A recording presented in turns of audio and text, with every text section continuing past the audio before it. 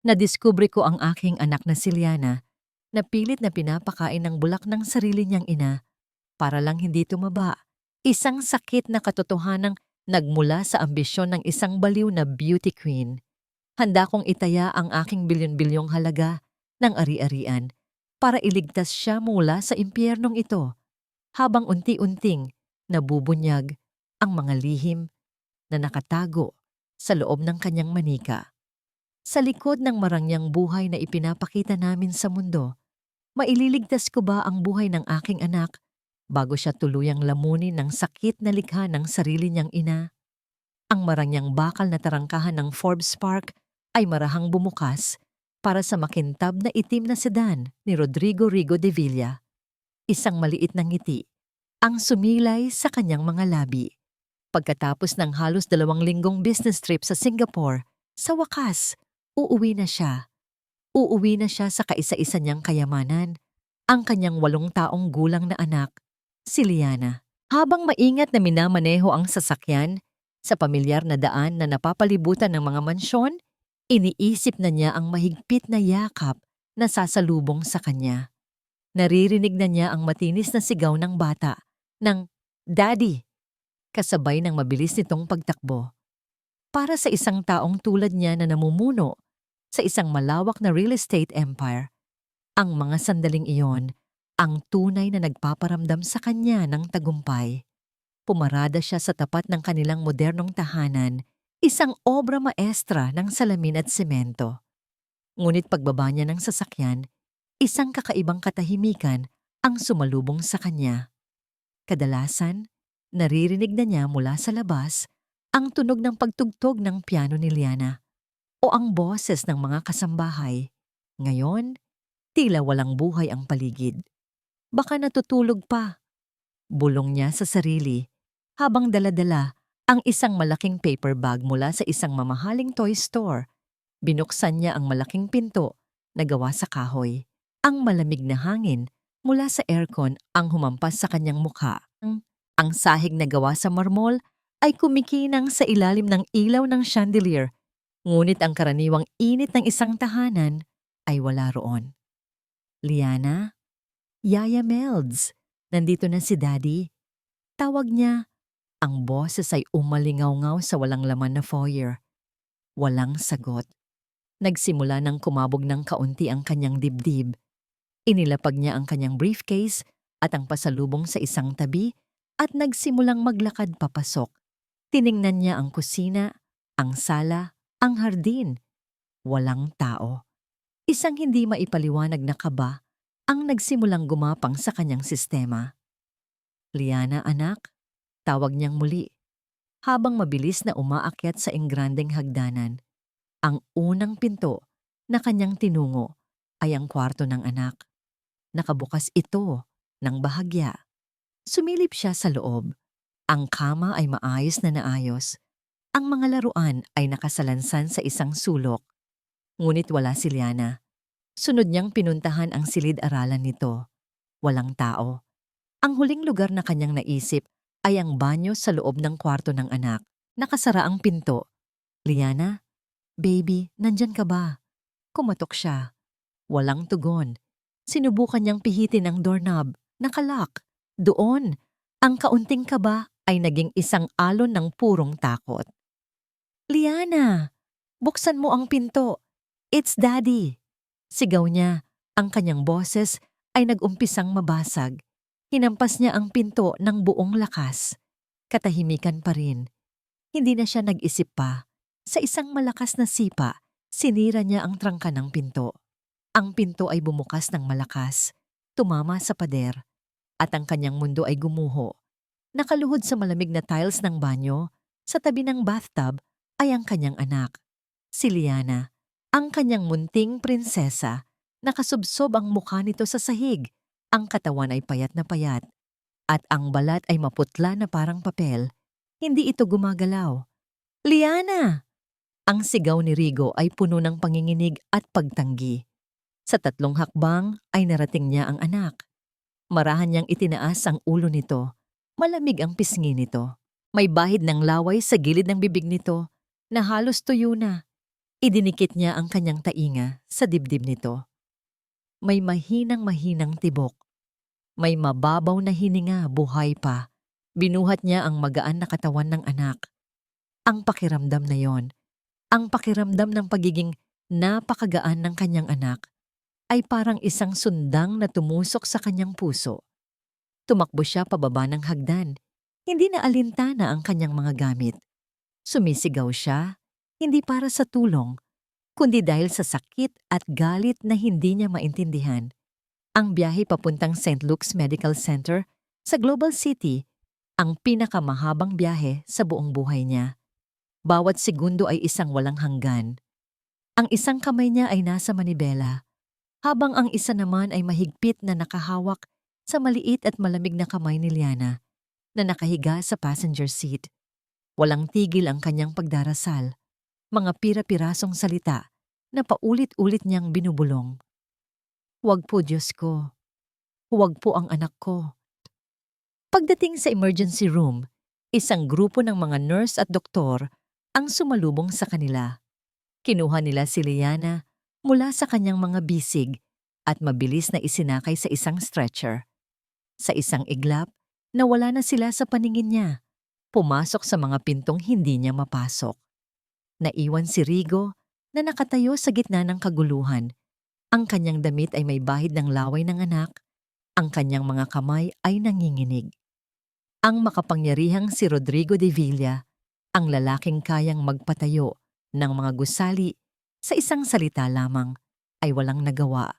Siya ay isang ama na puno ng takot.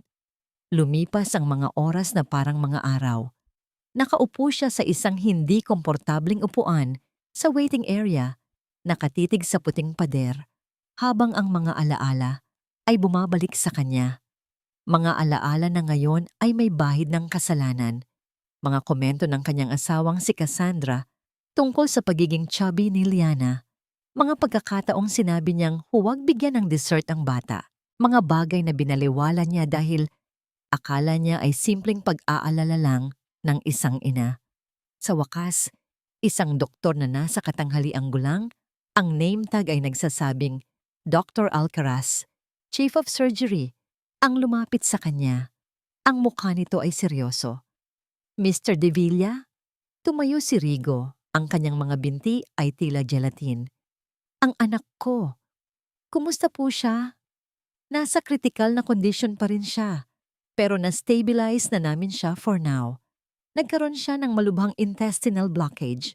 Bukod pa roon, ang mga resulta ng kanyang blood test ay nagpapakita ng matinding malnutrisyon at dehydration. We had to perform an emergency surgery to clear the obstruction. Ang bawat salitang medikal ay parang isang suntok sa kanyang sikmura. Blockage? Ano pong ibig sabihin niyo? Ano pong nakabara? Tanong ni Rigo. Ang kanyang isip ay naguguluhan. Ang doktor ay huminga ng malalim. Ang mga mata nito ay puno ng isang bagay na hindi mabasa ni Rigo. Awa ba o paghuhusga? Tumingin ito sa isang nurse na kasama niya. Tumango ang nurse at lumapit sa kanila. Dala ang isang maliit na stainless steel tray. Sa ibabaw ng tray, mayroong ilang piraso ng maruruming bulak, basa pa sa kung anong likido at magkakabuhol-buhol. Ang mga ito ang sanhi. Ang mga ito ang halos pumatay sa kanyang anak. Tinitigan ni Rigo ang mga piraso ng bulak, hindi makapaniwala. Ang kanyang paningin ay nanlabo. Ang kanyang paghinga ay naging mababaw.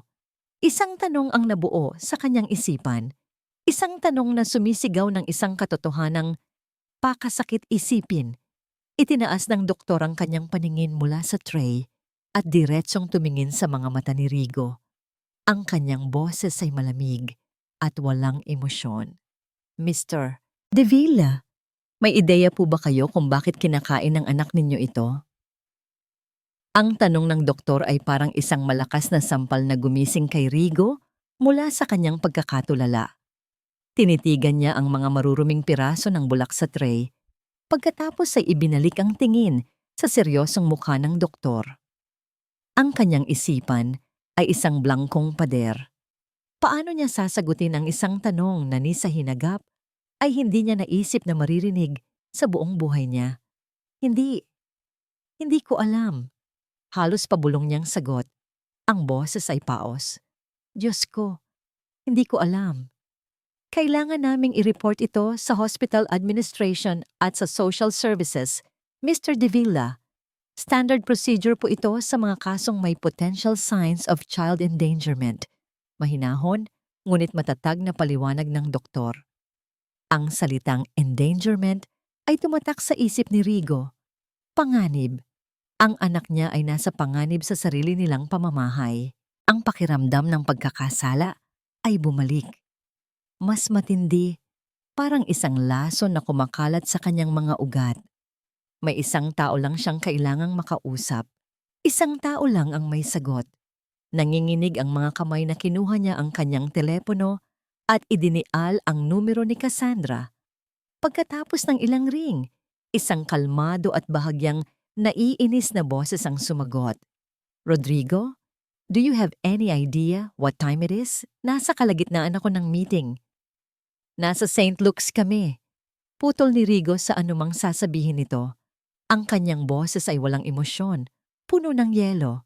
Si Liana, isinugod ko siya sa ospital. Mag-agaw buhay siya, Cassandra. Pumunta ka rito. Ngayon na. Bago pa man makasagot si Cassandra, ibinaba na niya ang tawag. Hindi niya kayang marinig ang boses nito ng mas matagal.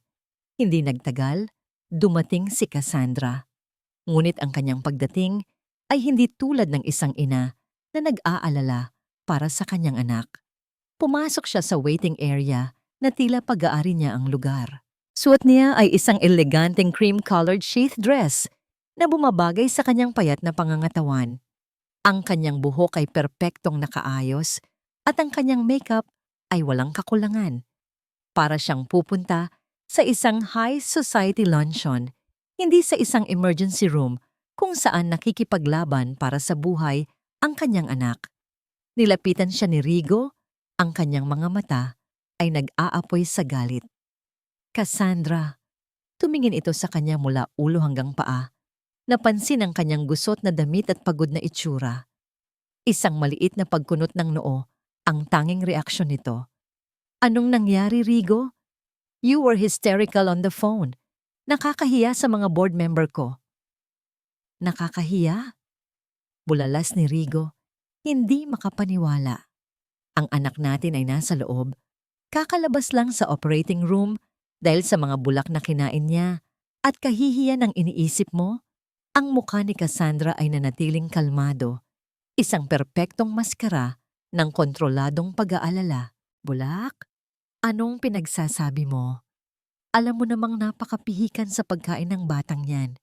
Halos wala nang kinakain itong mga nakaraang araw. I thought it was just a phase. Isang phase.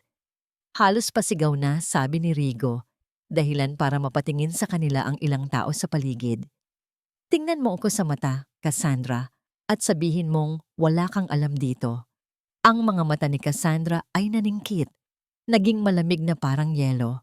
Lumapit ito sa kanya. Ang boses ay isang mapanganib na bulong. Huwag na huwag mong ituturo sa akin yan, Rodrigo. Baka nakakalimutan mo, ako ang kasama niya araw-araw. Ako ang nag-aalaga sa kanya habang ikaw ay nasa iba't ibang bansa. Nagpapatayo ng mga building mo. Kaya kung mayroon mang dapat sisihin dito, tanungin mo muna ang sarili mo. Nasaan ka ba noong kailangan ka ng anak mo? Ang bawat salita ay tumama. Dahil ang bawat salita ay may bahid ng katotohanan. Ang kanyang pagiging wala. Ang kanyang pag-prioritize sa trabaho. Ginamit iyon ni Cassandra laban sa kanya. Isang sandatang perpekto ang pagkakapanday. Biglang may isang alaala na pumasok sa isip ni Rigo. Isang hapunan, mga ilang buwan na ang nakalipas. Nasa isang mamahaling restaurant sila. Masayang kumakain ng ice cream sundae si Liana. Huwag mo nang ubusin yan, anak. You're getting chubby. Sabi noon ni Cassandra. Ang boses ay matamis, pero may diin. Hayaan mo na, Sandra. Minsan lang naman. Sagot ni Rigo noon, habang ginugulo ang buhok ng anak. A little baby fat is cute. Nakita niya ang pag-igting ng panga ni Cassandra, isang mabilis na kislap ng inis sa mga mata nito bago ito ngumiti ng pilit. Noon, akala niya ay simpleng pag-aalala lang iyon. Ngayon, ang alaalang iyon ay parang isang sumpa. Naiwan si Rigo na tuliro habang si Cassandra ay lumayo sa kanya at lumapit sa nurse's station. Ang kanyang postura ay nagbago. Ang matigas na babae ay biglang naging isang kaawa-awang ina. Ang kanyang boses ay malumanay at puno ng panginginig habang kinakausap ang nurse. "Excuse me, miss. Ako po ang nanay ni Liana de Villa. Pwede ko po bang malaman ang kalagayan niya? Gusto ko lang po siyang makita. Kahit saglit lang. Nag-aalala na po ako ng sobra." Ang mga nurse na kanina lang ay may pagdududang nakatingin kay Rigo ay biglang napuno ng simpatiya para kay Cassandra. Tumango ang isa at sinamahan ito papasok sa isang pinto. Bago pumasok, lumingon si Cassandra sa kanya. Sa mga mata nito, walang bakas ng pag-aalala. Ang nakita niya ay isang malamig na kislap ng tagumpay. Naiwan si Rigo na mag-isa sa pasilyo. Ang tunog ng sarili niyang humihingal na paghinga ang tanging naririnig. Siya ang masama. Sa mata ng lahat, siya ang nagkulang. Si Cassandra ang perpektong ina, ang biktima. Makalipas ang isang oras, lumabas ang isang nurse mula sa recovery room. Pero hindi si Cassandra ang kasama nito. Lumapit ito kay Rigo na nag-iisa. Sa kanyang puso, umasa siya na ito na ang balitang pwede na niyang makita si Liana. Ngunit sa halip na magandang balita, isang puting sobre ang iniabot nito sa kanya. "Sir, para po sa inyo," sabi ng nurse, umiiwas ng tingin. Nagtatakang kinuha ni Rigo ang sobre. Wala itong pangalan. Binuksan niya ito. Sa loob ay isang makapal na papel na may letterhead ng isang kilalang law firm. Nagsimula siyang magbasa. Ang mga salita ay tila lumulundag mula sa pahina. Temporary restraining order. Acts of aggression. History of emotional instability. Is hereby prohibited from coming within a 100-meter radius of Miss Cassandra Madrigal and her daughter, Liana de Villa, pending a formal court hearing. Nabitawan ni Rigo ang papel. Nahulog ito sa sahig na parang isang patay na dahon. Hindi lang siya binawalan na lumapit sa kanyang asawa. Binawalan siyang lumapit sa sarili niyang anak na nasa loob ng ospital, nag-aagaw buhay. Hindi pa man nagsisimula ang laban, tila natalo na siya. Nakatitig lang si Rigo sa papel na nakakalat sa makintab na sahig ng ospital. Ang bawat salita ay parang isang tatak ng mainit na bakal sa kanyang isipan. Restraining order, prohibited, emotional instability. Ito ang ganti ni Cassandra. Mabilis, brutal, at halos perpekto. Pinulot niya ang papel, ang kanyang mga daliri ay nanginginig hindi dahil sa takot, kundi dahil sa isang bagong damdamin na pumalit dito. Isang malamig at matinding galit. Naintindihan na niya, hindi ito simpleng pag-aaway ng mag-asawa. Ito ay isang digmaan, at ang kanyang kalaban ay isang babaeng handang sunugin ng lahat, kahit ang sarili nilang anak, para lang manalo. Tumalikod siya mula sa mga pinto ng recovery room. Ang bawat hakbang ay mabigat. Bawat hakbang ay palayo sa kanyang anak. Pagdating sa labi ng ospital, umupo siya sa isang sulok, kinuha ang kanyang telepono, at tinawagan ang nag-iisang tao na makakatulong sa kanya, ang kanyang personal na abogado at matagal ng kaibigan, si Attorney Benjamin Santos. "Ben, it's Rigo. I need you now." Makalipas ang wala pang isang oras, nagkita sila sa isang conference room sa law office ni Ben sa BGC na madaling araw na. Ang silid ay formal at tahimik, isang malaking kaibahan sa kaguluhan sa puso ni Rigo. Inilatag ni Rigo ang lahat sa mesa, ang restraining order, ang kwento tungkol sa mga bulak, ang malamig na pag-arte ni Cassandra. Si Attorney Santos, isang lalaking nasa mga 50 na may salamin at seryosong mukha, ay tahimik na nakinig. Ang kanyang mga daliri ay magkasalikop sa ibabaw ng mesa. Nang matapos si Rigo, huminga ng malalim ang abogado. This is bad, Rigo. Very bad. Cassandra's move was calculated. She established a narrative. She's the long-suffering mother, and you're the absent, aggressive husband. By filing this first, she controls the story. Sa mata ng korte, siya ang biktima. Biktima? Nanggigigil na, sabi ni Rigo. Ben, ang anak ko ay muntik nang mamatay at kasalanan niya iyon. I know, you know that. But we can't prove that yet. Sagot ni Attorney Santos. Ang kanyang boses ay kalmado, ngunit naglalaman ng bigat ng sitwasyon. Right now, all we have is your word against hers. At sa ngayon, mas maganda ang kwento niya. We need to fight back, but we need to be smart. Anumang padalos-dalos na kilos mo ay gagamitin niya laban sa'yo. Isang plano ang kanilang binuo. Isang plano para kontrahin ang restraining order, para hilingin ang kustodya, at higit sa lahat, para malaman ang katotohanan. Ngunit alam ni Rigo na bawat oras na lumilipas ay isang oras na malayo siya kay Liana. Kinabukasan, sa kabila ng payo ng kanyang abogado, bumalik si Rigo sa ospital. Hindi niya matiis. Kailangan niyang makita ang kanyang anak, kahit sa malayo lang. Ngunit pagdating niya sa palapag, kung nasaan ang pediatric ICU, dalawang security guard ng ospital ang magalang, ngunit matatag na humarang sa kanya. I'm sorry, Sir De Villa, but we have strict orders. Hindi po kayo maaaring lumampas sa linyang ito. Sabi ng isa sa mga gwardya. Itinuturo ang isang linya sa sahig na halos 10 metro ang layo mula sa pinto ng kwarto ni Liana. Anak ko ang nasa loob. Gusto ko lang siyang makita. Pakiusap ni Rigo. Ang kanyang boses ay puno ng pagsusumamo na hindi niya kailanman ginamit sa buong buhay niya. Pasensya na po talaga, sir. Utos po ng korte at ng nanay ng pasyente. Nakatayo roon si Rigo, isang bilyonaryo na hindi kayang tumawid sa isang imahinaryong linya. Ang pakiramdam ng kawalan ng kapangyarihan ay nakakabaliw. Mula sa kanyang kinatatayuan, tanaw niya ang pinto ng kwarto ni Liana. Napakalapit, ngunit parang nasa kabilang dulo ng mundo. Tumalikod siya. Ang kanyang mga kamao ay nakakuyom ng mahigpit. Habang naglalakad siya palabas ng ospital, sunod-sunod na nag-vibrate ang kanyang telepono. Mga mensahe mula sa kanyang mga kasosyo sa negosyo, mga kaibigan at pamilya. Lahat sila ay nagtatanong ng iisang bagay. Binuksan niya ang isa sa mga mensahe. Ito ay isang link sa isang sikat na entertainment news portal. Pinindot niya ito. Ang bumungad sa kanya ay ang sarili niyang mukha.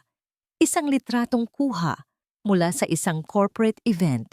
At sa ilalim nito, isang malaking headline na sumisigaw. Real Estate Tycoon, Rodrigo De Villa, pinagbibintangang nanakit ng pamilya.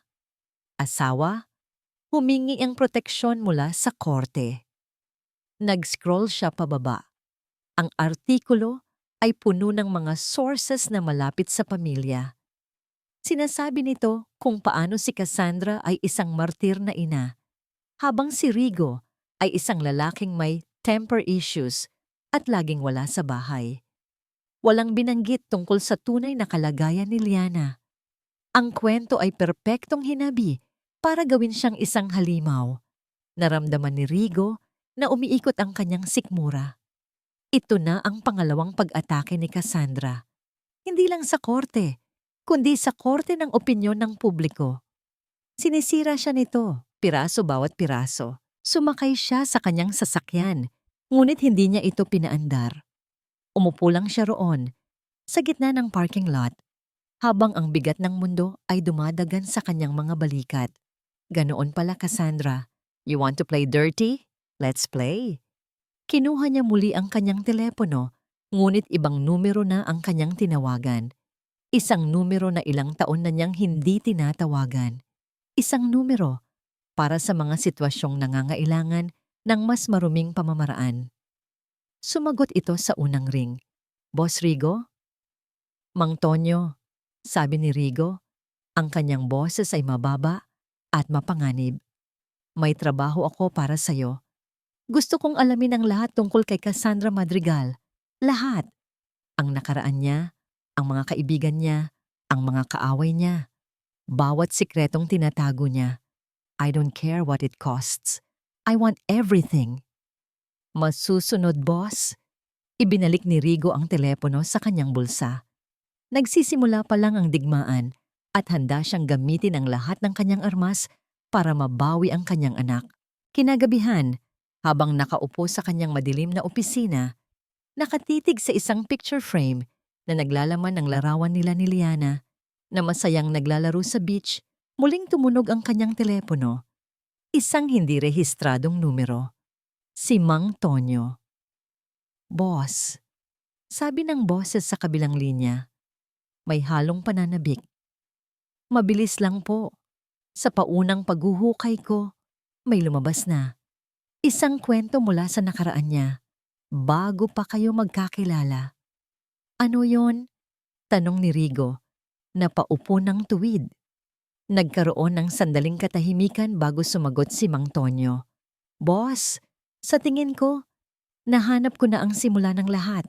Isang lumang iskandalo tungkol sa isang beauty pageant at sa isang koronang sapilitang binawi. Ang mga huling salita ni Mang Tonyo ay umalingaw-ngaw sa tainga ni Rigo na parang isang basag na kampana. Isang koronang sapilitang binawi. Ang pariralang yon ay tila isang susi na nagbukas ng isang pinto sa isang madilim na silid na hindi niya alam na umiral. Hanapin mo ang lahat ng mahahanap mo, Tonyo. Utos ni Rigo. Ang kanyang boses ay mahinahon ngunit may bigat ng bakal. Mga lumang artikulo, video, kahit mga chismis, ipadala mo sa akin lahat. Sa loob lamang ng isang oras, ang email ni Rigo ay nagsimulang mapuno.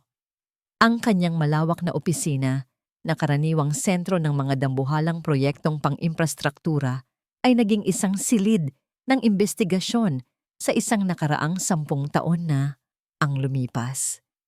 Sa malaking screen ng kanyang computer, ang mukha ng isang mas batang Cassandra ang bumungad sa kanya. Maganda, kumikinang, at puno ng pag-asa. Isa-isang binuksan ni Rigo ang mga link. Mga lumang artikulo mula sa mga tabloid na may malalaking headline, Cassandra Madrigal, ang bagong reyna ng Pilipinas. Sinundan ito ng mga video clips sa YouTube, mga butil-butil at malabong kuha ng kanyang coronation night. Napanood niya itong muli, ang sandaling ipinatong ang korona sa ulo ng babaeng pinakasalan niya. Ang mga luha nito noon ay tila luha ng purong kaligayahan. Ngunit habang nagpapatuloy siya sa pag-scroll, nagbago ang tono ng mga balita. Mula sa paghanga, naging mapanuri. At di nagtagal, naging mapanghusga. Ang reynang bumigat, Madrigal, pumapalya sa paghahanda para sa Miss Universe. Ang pagbagsak ng isang diyosa, organizers nagbigay ng ultimatum kay Cassandra. At sa wakas, ang pinakamasakit na balita. Isang opisyal na pahayag mula sa pageant organizers. Si Cassandra Madrigal ay tinanggalan ng titulo at korona dahil sa paglabag sa mga tuntunin ng kontrata, particular na ang isang Physical Fitness and Health Clause. Ang opisyal na dahilan ay malabo, ngunit ang tsismis ng publiko ay malupit. Mga kwentong lumabas tungkol sa kanyang di umano'y lihim na pagkain sa gabi, ang kanyang pagtangging mag-ehersisyo at ang kanyang emosyonal na pagbagsak. Siya na dating simbolo ng pambansang karangalan ay naging pambansang katatawanan sa loob lamang ng ilang linggo. Habang binabasa ang mga ito, isang partikular na alaala ang biglang pumasok sa isip ni Rigo. Malinaw na parang kahapon lang nangyari. Isang hapunan sa isang 5-star hotel restaurant. Mga 6 na buwan na ang nakalipas. Kaarawan ni Liana. Isang waiter ang naglapag ng isang magarbong chocolate lava cake na may isang kandila sa harap ng bata. Ang mga mata ni Liana ay kumislap sa tuwa. Matapos sipan ng kandila at kantahan, masaya niyang sinubo ang isang kutsarang puno ng tsokolate at ice cream. Dahan-dahan lang anak, sabi ni Cassandra. Ang ngiti sa kanyang labi ay hindi umabot sa kanyang mga mata. Baka hindi mo maubos yan. You're getting a little chubby. Hayaan mo na, Sandra. Birthday naman ng bata. Sagot ni Rigo, abala sa pagtingin sa kanyang telepono. A little baby fat is cute. Hindi nakita ni Rigo ang reaksyon ni Cassandra noon. Ngunit ngayon, sa kanyang isipan, malinaw na malinaw ito. Ang bahagyang pag-igting ng panga nito, ang mabilis na kislap ng galit sa mga mata nito bago ito pilit ng ngumiti at tumango. Noon, binaliwala niya ito. Ngayon, naiintindihan na niya. Hindi ang kalusugan ni Liana ang inaalala ni Cassandra. Ang nakikita niya sa kanyang anak ay ang sarili niyang kabiguan. Para makakuha ng impormasyong hindi na ilathala, ipinatawag ni Rigo si Mang Lito, isang veteranong entertainment journalist na matagal nang nasa industriya at may utang na loob sa kanya. Nagkita sila sa isang tahimik na coffee shop sa Makati. Ang kaso ni Cassandra Madrigal, iyon ay isang trahedya na naging circus, sabi ni Mang Lito matapos humigop sa kanyang kape. Ang hindi alam ng publiko ay ang tindi ng pressure na inilagay sa kanya. She was only 19, Rigo. Isang bata na biglang dinala ang bigat ng buong bansa sa kanyang mga balikat. May mga insider na nagsabing hindi lang timbang ang problema. Nagkaroon siya ng matinding anxiety at ang paraan niya para makayanan iyon ay sa pamamagitan ng pagkain. Pero bakit ganoon katindi ang naging reaksyon ng organizers? Tanong ni Rigo. Dahil business yan, Rigo. Milyon-milyon ang nakataya. Nang hindi na nila makontrol si Cassandra, ginawa nila siyang halimbawa. Hindi lang siya tinanggalan ng korona. Ipinahiya siya. Tinanggalan siya ng dignidad.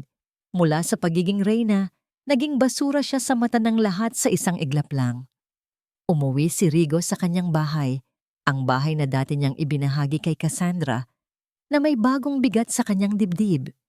Isang halo ng awa at pagkainis. Awa para sa dalagang nasira ang pangarap at matinding pagkainis para sa babaeng ginamit ang sariling pait para lasunin ang buhay ng sarili niyang anak. Pumasok siya sa kanyang home office. Sa isang estante ay naroon ang isa sa kanilang mga wedding photos. Sa tabi nito, isang mas lumang larawan, ang opisyal na coronation photo ni Cassandra. Kinuha niya ito. Doon, sa ilalim ng ilaw ng kanyang desk lamp, tinitigan niya ang mukha ng babae sa larawan. Hindi na niya nakita ang maganda at mayabang na si Cassandra na kanyang nakilala. Ang nakita niya ay isang 19 na taong gulang na babae. Ang mga mata ay puno ng pangarap. Walang kamalay-malay sa kalupitan ng mundong kanyang papasukin. Isang batang babae na ang tanging kasalanan ay ang hindi pagiging perpekto. At sa tabi ng imaheng iyon, nakita niya ang imahe ng kanyang anak na si Liana. Payat at sugatan, sa kama ng ospital, naintindihan na niya. Ito ay hindi tungkol sa kalusugan. Ito ay hindi tungkol sa disiplina. Ito ay isang paghihiganti. Sinusubukan ni Cassandra na likhain kay Liana ang perpektong bersyon ng sarili niya na nabigo siyang makamit.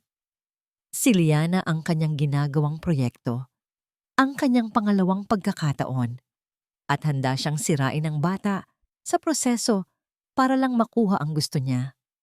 Binitiwan ni Rigo ang picture frame na tila isang maruming basahan. Bumagsak ito sa makapal na karpet ng walang tunog. Ang awa na naramdaman niya kanina para sa batang Cassandra ay naglaho. Pinalitan ng isang uri ng pagkasuklam na nanunuot hanggang sa kanyang kaluluwa. Ang babaeng pinakasalan niya ay hindi lang biktima ng nakaraan. Isa na siyang halimaw na nilikha nito. Tumayo siya at naglakad-lakad sa loob ng opisina. Ang kanyang mga kamay ay nasa likod. Ang isip ay isang bagyo ng galit at kalinawan. Ngayon, malinaw na ang kanyang misyon. Hindi na ito tungkol sa pagkuha ng kustodya. Ito ay tungkol sa pagliligtas sa kanyang anak mula sa sarili nitong ina. Biglang tumunog ang kanyang telepono. Ang ingay ay tila isang alarma sa sunog, sa gitna ng nakabibinging katahimikan ng gabi. Isang hindi pamilyar na numero mula sa ospital. Mabilis niya itong sinagot. Ang puso ay kumakabog sa takot at pag-asa. Hello? This is Rodrigo de Villa. Good evening, Mr. de Villa. Sabi ng isang malumanay na boses ng isang babae sa kabilang linya. Tumatawag po ako mula sa pediatric ICU. I'm one of Liana's nurses. Gusto ko lang po kayong i-update. Gising na po ang anak ninyo. Sa isang iglap, lahat ng galit ni Rigo ay nawala. Pinalitan ng isang matinding alon ng ginhawa.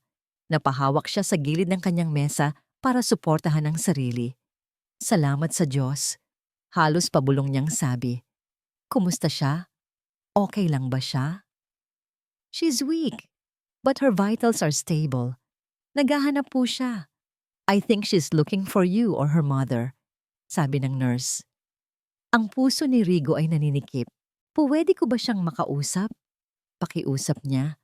Alam ang sagot ngunit kailangang subukan. Kahit isang segundo lang please. Gusto ko lang marinig ang boses niya. Nagkaroon ng pag-aalinlangan sa kabilang linya. Alam ng nurse ang tungkol sa restraining order. Sir, alam niyo naman po na bawal. Pero, sige po, sandali lang po talaga. Narinig ni Rigo ang mga mahihinang tunog habang inililipat ang telepono. Hinintay niya ang salitang pinakaaasam niyang marinig sa buong mundo. Daddy. Ngunit hindi iyon ang kanyang narinig. Ang narinig niya ay isang napakahinang boses, nanginginig at puno ng takot. Isang boses na halos hindi niya makilala bilang boses ng kanyang masayahing anak. Isang tanong ang binulong nito sa telepono. Isang tanong na hindi para sa kanya, kundi para sa isang taong mas kinatatakutan nito. Galit po ba si Mommy sa akin? Napatigil ang mundo ni Rigo. Ang telepono ay nanatiling nakadikit sa kanyang tainga, ngunit wala na siyang marinig. Ang tanging naririnig niya ay ang tunog ng unti-unting pagdurog ng kanyang puso. Ang tanong ng kanyang anak ay parang isang multo na sumusunod kay Rigo saan man siya magpunta. Galit po ba si Mommy sa akin? Ang mga salitang yon ay hindi lang tanong ng isang bata. Iyon ang testimonya ng isang kaluluwang matagal nang sinasanay na mabuhay sa takot. Habang nakaupo sa kanyang opisina, napapalibutan ng mga blueprint ng mga nagtataasang gusali, isang ibang uri ng tanong ang nagsimulang mabuo sa isipan ni Rigo. Isang tanong na mas malamig at mas analytical. Paano ito nangyari ng ganito katagal? Isang 8 taong gulang na bata ay hindi basta-basta nagkakaroon ng malubhang malnutrisyon sa isang iglap. Ito ay isang mabagal na proseso, isang unti-unting pagkasira. Sa buong panahong iyon, may mga regular na check-up, may mga doktor, may mga medical record, paanong walang nakapansin? O, ang mas nakakatakot na tanong, mayroon bang sinadyang hindi magpansin? Ipinatawag niya ang kanyang assistant at ipinakuha ang lahat ng medical records ni Liana sa nakalipas na 3 taon. Sa ilalim ng maliwanag na ilaw ng kanyang desk lamp, inilatag niya ang mga ito. Mga resulta ng dugo, mga chart ng paglaki, at mga ulat mula sa iba't ibang espesyalista. Sa unang tingin, lahat ay mukhang normal. Ngunit si Rigo ay isang taong sanay maghanap ng mga depekto sa mga kontrata na nagkakahalaga ng bilyon-bilyon. Alam niya kung paano magbasa sa pagitan ng mga linya. Isang pangalan ang paulit-ulit na lumitaw. Dora, Celeste Reyes, MD, nutritionist. Ang personal na nutritionist ni Liana at isang matagal ng kaibigan ng pamilya na inirekomenda mismo ni Cassandra. Binasa ni Rigo ang mga ulat ni Dr. Reyes. Ang mga salita ay puno ng positibong pananaw ngunit kulang sa detalye. Satisfactory weight management. Meeting developmental milestones. Minor picky eating habits, typical for her age. Ang mga ulat ay isang perpektong larawan ng isang malusog na bata.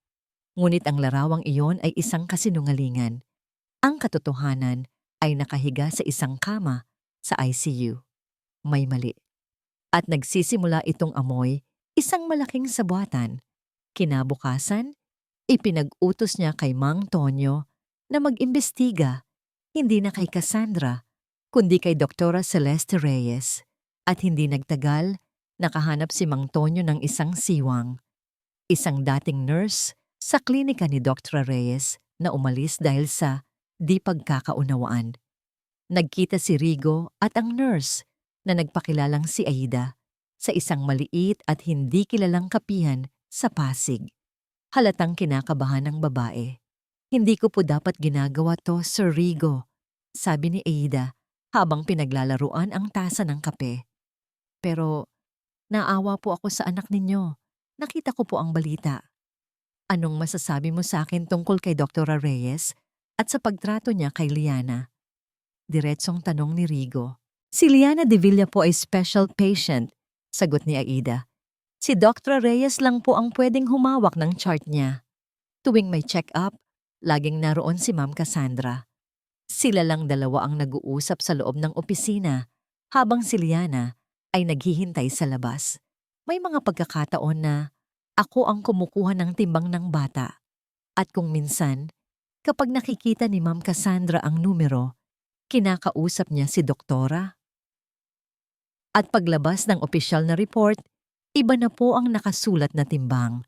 Bahagyang mas mataas. Tumigil sa pagtibok ang puso ni Rigo. Palsipikado ang mga record. Hindi ko po masabing ganoon, sir. Baka nagkamali lang ako ng tingin. Pero, paulit-ulit po itong nangyayari. Sabi ni Aida, halatang takot idiin ang dating amo. Ang alam ko lang po, parang hindi pasyente at doktor ang turingan nila ni Ma'am Cassandra. Parang business partners. Business partners. Ang salitang yon ay tumatak kay Rigo. Kung may negosyo, may bayaran. Isang tawag lang kay Mang Tonyo ang kinailangan. Tonyo, huwag mo nang alamin ang buhay niya. Sundan mo ang pera. Makalipas ang 2 araw, isang manipis na folder ang dumating sa opisina ni Rigo. Sa loob nito ay mga kopya ng bank statement. Hindi mula sa account ng klinika ni Dr. Reyes, kundi mula sa isang pribadong korporasyon na nakapangalan sa kanya. At sa listahan ng mga deposito, naroon ito. Malinaw pa sa sikat ng araw. Buwan-buwang paglilipat ng pera mula sa isang personal na account ni Cassandra Madrigal. Ang mga halaga ay hindi maliit. 500,000 piso. Bawat buwan. Sa loob ng halos 2 taon, ang nakasulat sa description, professional consultancy fees. Ang galit na naramdaman ni Rigo ay hindi na mainit. Ito ay malamig. Isang nakakapasong lamig na nagpatigas sa bawat himaymay ng kanyang pagkatao. Hindi na siya nag-aksaya ng panahon. Kinahapunan, walang anunsyo pinuntahan niya si Dr. Celeste Reyes sa makintab at puting-puti nitong klinika sa isang mamahaling gusali sa Makati. Nagulat si Dr. Reyes nang makita siya, ngunit mabilis itong nakabawi. Isang propesyonal na ngiti ang ipinaskil sa kanyang mukha. Rigo, what a surprise! How can I help you? Hindi ngumiti si Rigo. Umupo siya sa tapat ng mesa nito at inilapag ang folder. Nandito ako para pag-usapan ng professional consultancy fees mo, Celeste. Nawala ang nangiti ni Dr. Reyes. Tumingin siya sa folder pagkatapos ay kay Rigo, ang kanyang mukha ay biglang namutla. I don't know what you're talking about. Talaga? Sabi ni Rigo. Ang kanyang boses ay mahina, ngunit puno ng panganib. Let's talk about the medical reports you falsified. Let's talk about the adjustments in Liana's weight. At pag-usapan na rin natin ang 2 milyong pisong pumasok sa account mo sa loob ng nakaraang 4 na buwan lang. Nakita ni Rigo ang takot sa mga mata nito. Isang munting butil ng pawis ang namuo sa kanyang noo. That's between me and my client. Patient confidentiality. Huwag tayong maglokohan, Celeste. Sa unang pagkakataon, tumaas ang boses ni Rigo. Anak ko ang pinag-uusapan natin. You took an oath to do no harm. Pero anong ginawa mo? Tumanggap ka ng pera para pagtakpan ang unti-unting pagpatay ng isang ina sa sarili niyang anak. Kakampi ka niya sa krimeng ito. Napatayo si Dr. Reyes nanginginig. Hindi totoo yan. Mahal ni Cassandra ang anak niya. Mahal? Tumawa si Rigo, isang tawang walang kagalakan. Ang tawag mo doon, pagmamahal? Titingnan kita sa Korte Celeste at sisiguraduhin kong hindi ka na makakahawak ng lisensya mo habang buhay. Tumayo si Rigo at tumalikod. Habang naglalakad siya palabas, naramdaman niya ang isang maliit na kislap ng tagumpay. May hawak na siyang matibay na ebidensya. Mayroon na siyang kakampi ng kadiliman na maituturo. Ngunit paglabas niya ng gusali, tumunog ang kanyang telepono. Si Attorney Ben Santos. Rigo, I have bad news, sabi ng abogado. Ang boses ay seryoso. Kakatanggap ko lang ng notice. Cassandra just filed for permanent sole custody of Liana. Napatigil si Rigo. So, we'll fight it. May ebidensya na tayo laban sa doktor. Nagkaroon ng mabigat na katahimikan sa kabilang linya. That's not the worst part, Rigo. The court has granted an expedited hearing. Next week na. Pinapaboran nila ang ina sa ganitong mga kaso. Kung hindi natin maipapanalo to, mawawala sa iyo si Liana. For good. Ang mundo ni Liana de Villa ay puti. Puti ang mga pader ng kanyang kwarto. Puti ang kumot na nakabalot sa kanyang payat na katawan. Puti ang uniforme ng mga nurse na mambuwang na malumanay na gumagalaw sa paligid niya. Ang kanilang mga boses ay mahihina at parang bulak. Kahit ang liwanag na pumapasok mula sa bintana ay isang maputlang puti na walang init ng araw. Mayroong isang mabagal at patuloy na tunog sa silid. Isang mahinang beep, beep, beep mula sa isang makinang katabi ng kanyang kama. Nalaman niya na ang tunog na yon ay ang tunog ng kanyang puso. Ito ang nagsasabi sa lahat na siya ay buhay pa. Ngunit hindi niya maramdaman na siya ay buhay. Ang nararamdaman niya ay isang malaking espasyo sa loob ng kanyang tiyan. Isang uri ng pagkalam na hindi na pagkagutom, kundi isang permanenteng sakit. Isang nurse ang pumasok at ngumiti sa kanya. Oras na para sa iyong gamot, Liana, sabi nito. Ang boses ay masaya. Tumangulang si Liliana at maingat na ininom ang maliit na tableta. Habang ginagawa niya iyon, isang alaala ang lumitaw sa kanyang isipan, malinaw na parang salamin. Nakatayo siya sa ibabaw ng isang malamig at metal na timbangan sa banyo ng kanilang bahay. Ang tanging suot niya ay ang kanyang panloob. Nakatayo sa harap niya ang kanyang mommy, si Cassandra. Ang mga braso ay magkasalikop sa dibdib. Ang mga mata ay nakatutok sa numerong ipinapakita ng timbangan. Katahimikan. Pagkatapos, isang matalim na paghinga. Anong ibig sabihin nito, Liana? Tanong ng kanyang mami. Ang boses ay malamig. 1 libra. Tumaas ka ng 1 libra. Kumain ka ba ng hindi ko alam? Nanginginig si Liana. Hindi po, mami. Promise po. Ang mga mata ng kanyang mami ay naningkit. Huwag kang magsisinungaling sa akin. Ang mga sinungaling ay hindi nagiging maganda. Ang pakiramdam ng kahihiyan ay parang isang mainit na likido na gumapang sa kanyang buong katawan. Naramdaman niya na siya ang pinakamalaking pagkabigo sa buong mundo. Bumalik si Liana sa kasalukuyan na papikit ng mariin. Ayaw niyang alalahanin. Pero ang mga alaala ay parang mga magnanakaw sa gabi. Dumarating sila nang hindi niya inaasahan. Naalala niya ang isa pang gabi. Gutom na gutom siya. Ang kanyang tiyan ay kumakalam ng napakalakas at naiiyak siya sa sakit. Pumasok ang kanyang mami sa kanyang kwarto, hindi galit, kundi may dalang isang malungkot na ngiti. Umupo ito sa gilid ng kanyang kama. Baby, alam kong nahihirapan ka. Bulong nito habang hinahaplos ang kanyang buhok. Pero ito ay para sa ikabubuti mo para maging maganda ka at mahalin ka ng lahat. This is our little secret, okay?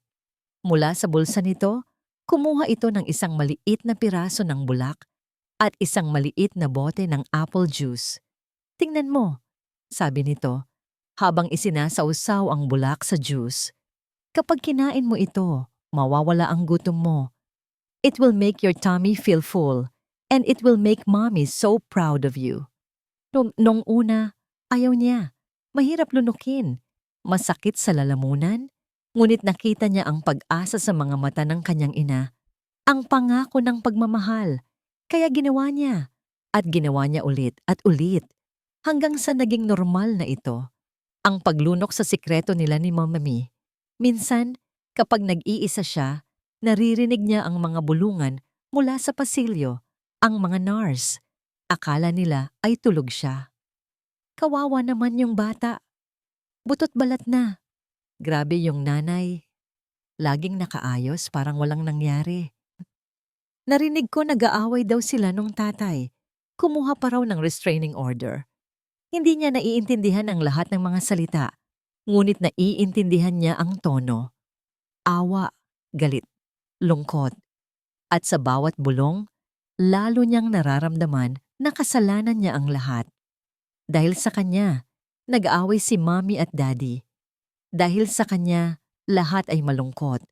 Sa ibabaw ng kanyang side table ay nakaupo ang kanyang kaisa-isang kaibigan sa ospital, ang kanyang manika na si Maria.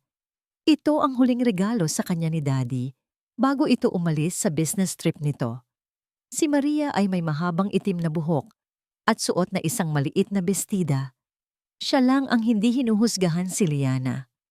Nang walang sino man ang nakatingin, kinuha ni Liana si Maria at niyakap ito ng mahigpit. Inilapit niya ang kanyang bibig sa plastik na tainga ng manika. Kasalanan ko, Maria. Bulong niya. Ang kanyang mga luha ay nagsisimula ng tumulo. Ako po ang may kasalanan.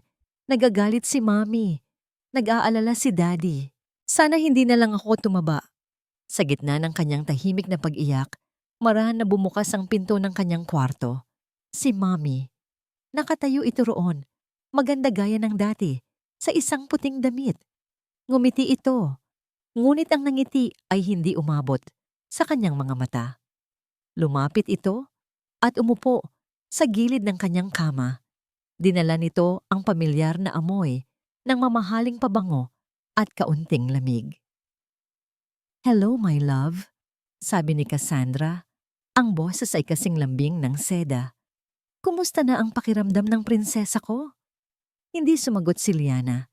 Niyakap lang niya ng mas mahigpit si Maria. Hinaplos ni Cassandra ang kanyang pisngi. Ang kanyang mga kuko ay perpektong pininturahan ng pula.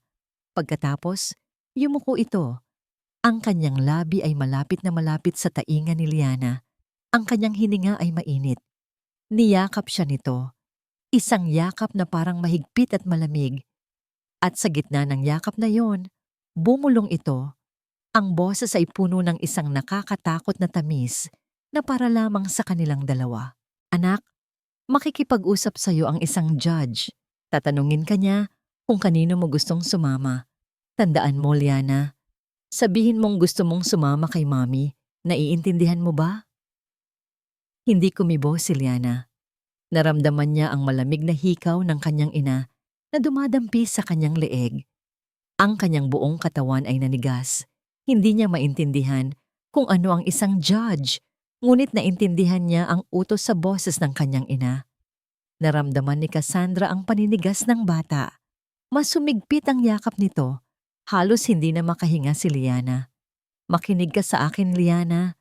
Pagpapatuloy ng bulong. Nawala na ang lahat ng tamis at napalitan ng isang manipis na hibla ng yelo. Kung hindi mo gagawin ang sinasabi ko, kukunin ka ng daddy mo. Ilalayo ka niya sa akin. At baka hindi na tayo magkita ulit. Ayaw mo namang iwan si Mommy, di ba? Ayaw mong mag-isa si Mommy. Ang mga salita ay tumusok sa puso ni Liana na parang mga karayom. Ang imahe ng hindi na muling makita ang kanyang ina ay mas masakit pa kaysa sa kumakalam niyang tiyan. Kahit gaano pa siya katakot, Si Cassandra pa rin ang kanyang ina. Sabihin mong mahal mo si Mommy at gusto mong sumama sa akin. Sabi ulit nito, ang bawat salita ay isang mabigat na bato. Yun lang. Madali lang. 'Di ba? Para sa atin. Biglang bumitaw si Cassandra sa yakap. Muli itong umupo ng tuwid at ang ngiti ay bumalik sa kanyang mga labi na parang walang nangyari. Ang malamig at mapanganib na babae ay naglaho at ang bumalik ay ang perpektong ina na nakikita ng lahat. Magpagaling ka, my love. Sabi nito sa normal na boses, sabay halik sa noo ni Liana. Ang halik ay naramdaman na parang isang piraso ng yelo. Babalik si Mommy bukas. Tumayo ito at lumabas ng kwarto nang kasing elegante ng kanyang pagpasok, nag-iwan ng amoy ng pabango at isang nakabibinging katahimikan. Naiwan si Liana na nakatitig sa puting pader, ngunit hindi na niya ito nakikita. Ang kanyang mga mata ay blangko, ang kanyang paghinga ay mababaw. Ang mahinang beep, beep, beep ng heart monitor ay bahagyang bumilis. Dahan-dahan, niyakap niya muli si Maria. Ngunit ngayon, hindi na ito para sa aliw. Niyakap niya ito dahil sa takot. Siya ay nasa gitna. Sa gitna ni Mommy at Daddy. Isang malaking-malaking bato ang ipinapasan sa kanya at hindi niya alam kung saan ito ibababa.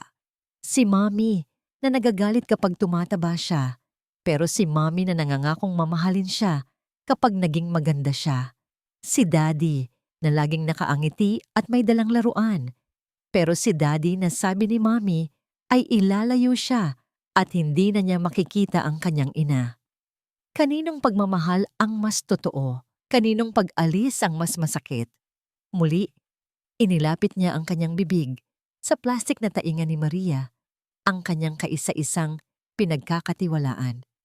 Ang kanyang mga luha ay tahimik na dumadaloy sa kanyang mga pisngi, bumabagsak sa bestida ng manika. Pag tinanong daw ako, Maria, humihikbing bulong niya, kailangan kong sabihin na si Mommy ang pipiliin ko, kasi kung hindi, kukunin daw ako ni Daddy. Hindi ko na makikita si Mommy. Ang sikreto nila ni Mommy dati ay ang bulak na masakit sa tiyan. Ang bago nilang sikreto ngayon ay isang kasinungalingan na mas masakit pa sa puso. At habang yakap-yakap niya ang kanyang manika sa loob ng puting silid na yon, naramdaman ni Liana na siya ay nag-iisa sa buong mundo. Dala-dala ang bigat ng isang sikretong kayang sumira sa lahat. Ang gabi bago ang paghuhukom ay hindi na puno ng mga sigaw o paghahanda sa digmaan.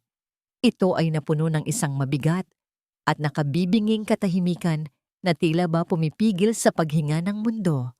Sa loob ng conference room ng law firm ni Attorney Ben Santos, ang hangin ay mabigat at puno ng tensyon. Sa ibabaw ng makintab na mahogany na mesa ay nakakalat ang lahat ng kanilang sandata. Ang mga bank statement na nagpapatunay ng sabuatan ni Cassandra at Dr. Reyes, ang sinumpaang salaysay ng dating nurse at ang mga lumang artikulo tungkol sa iskandalo ng beauty pageant. Ito ang kanilang mga bala. Ngunit alam ni Rigo, sa kaibuturan ng kanyang puso, na ang mga ito ay maaaring mga bala na gawa sa papel lamang.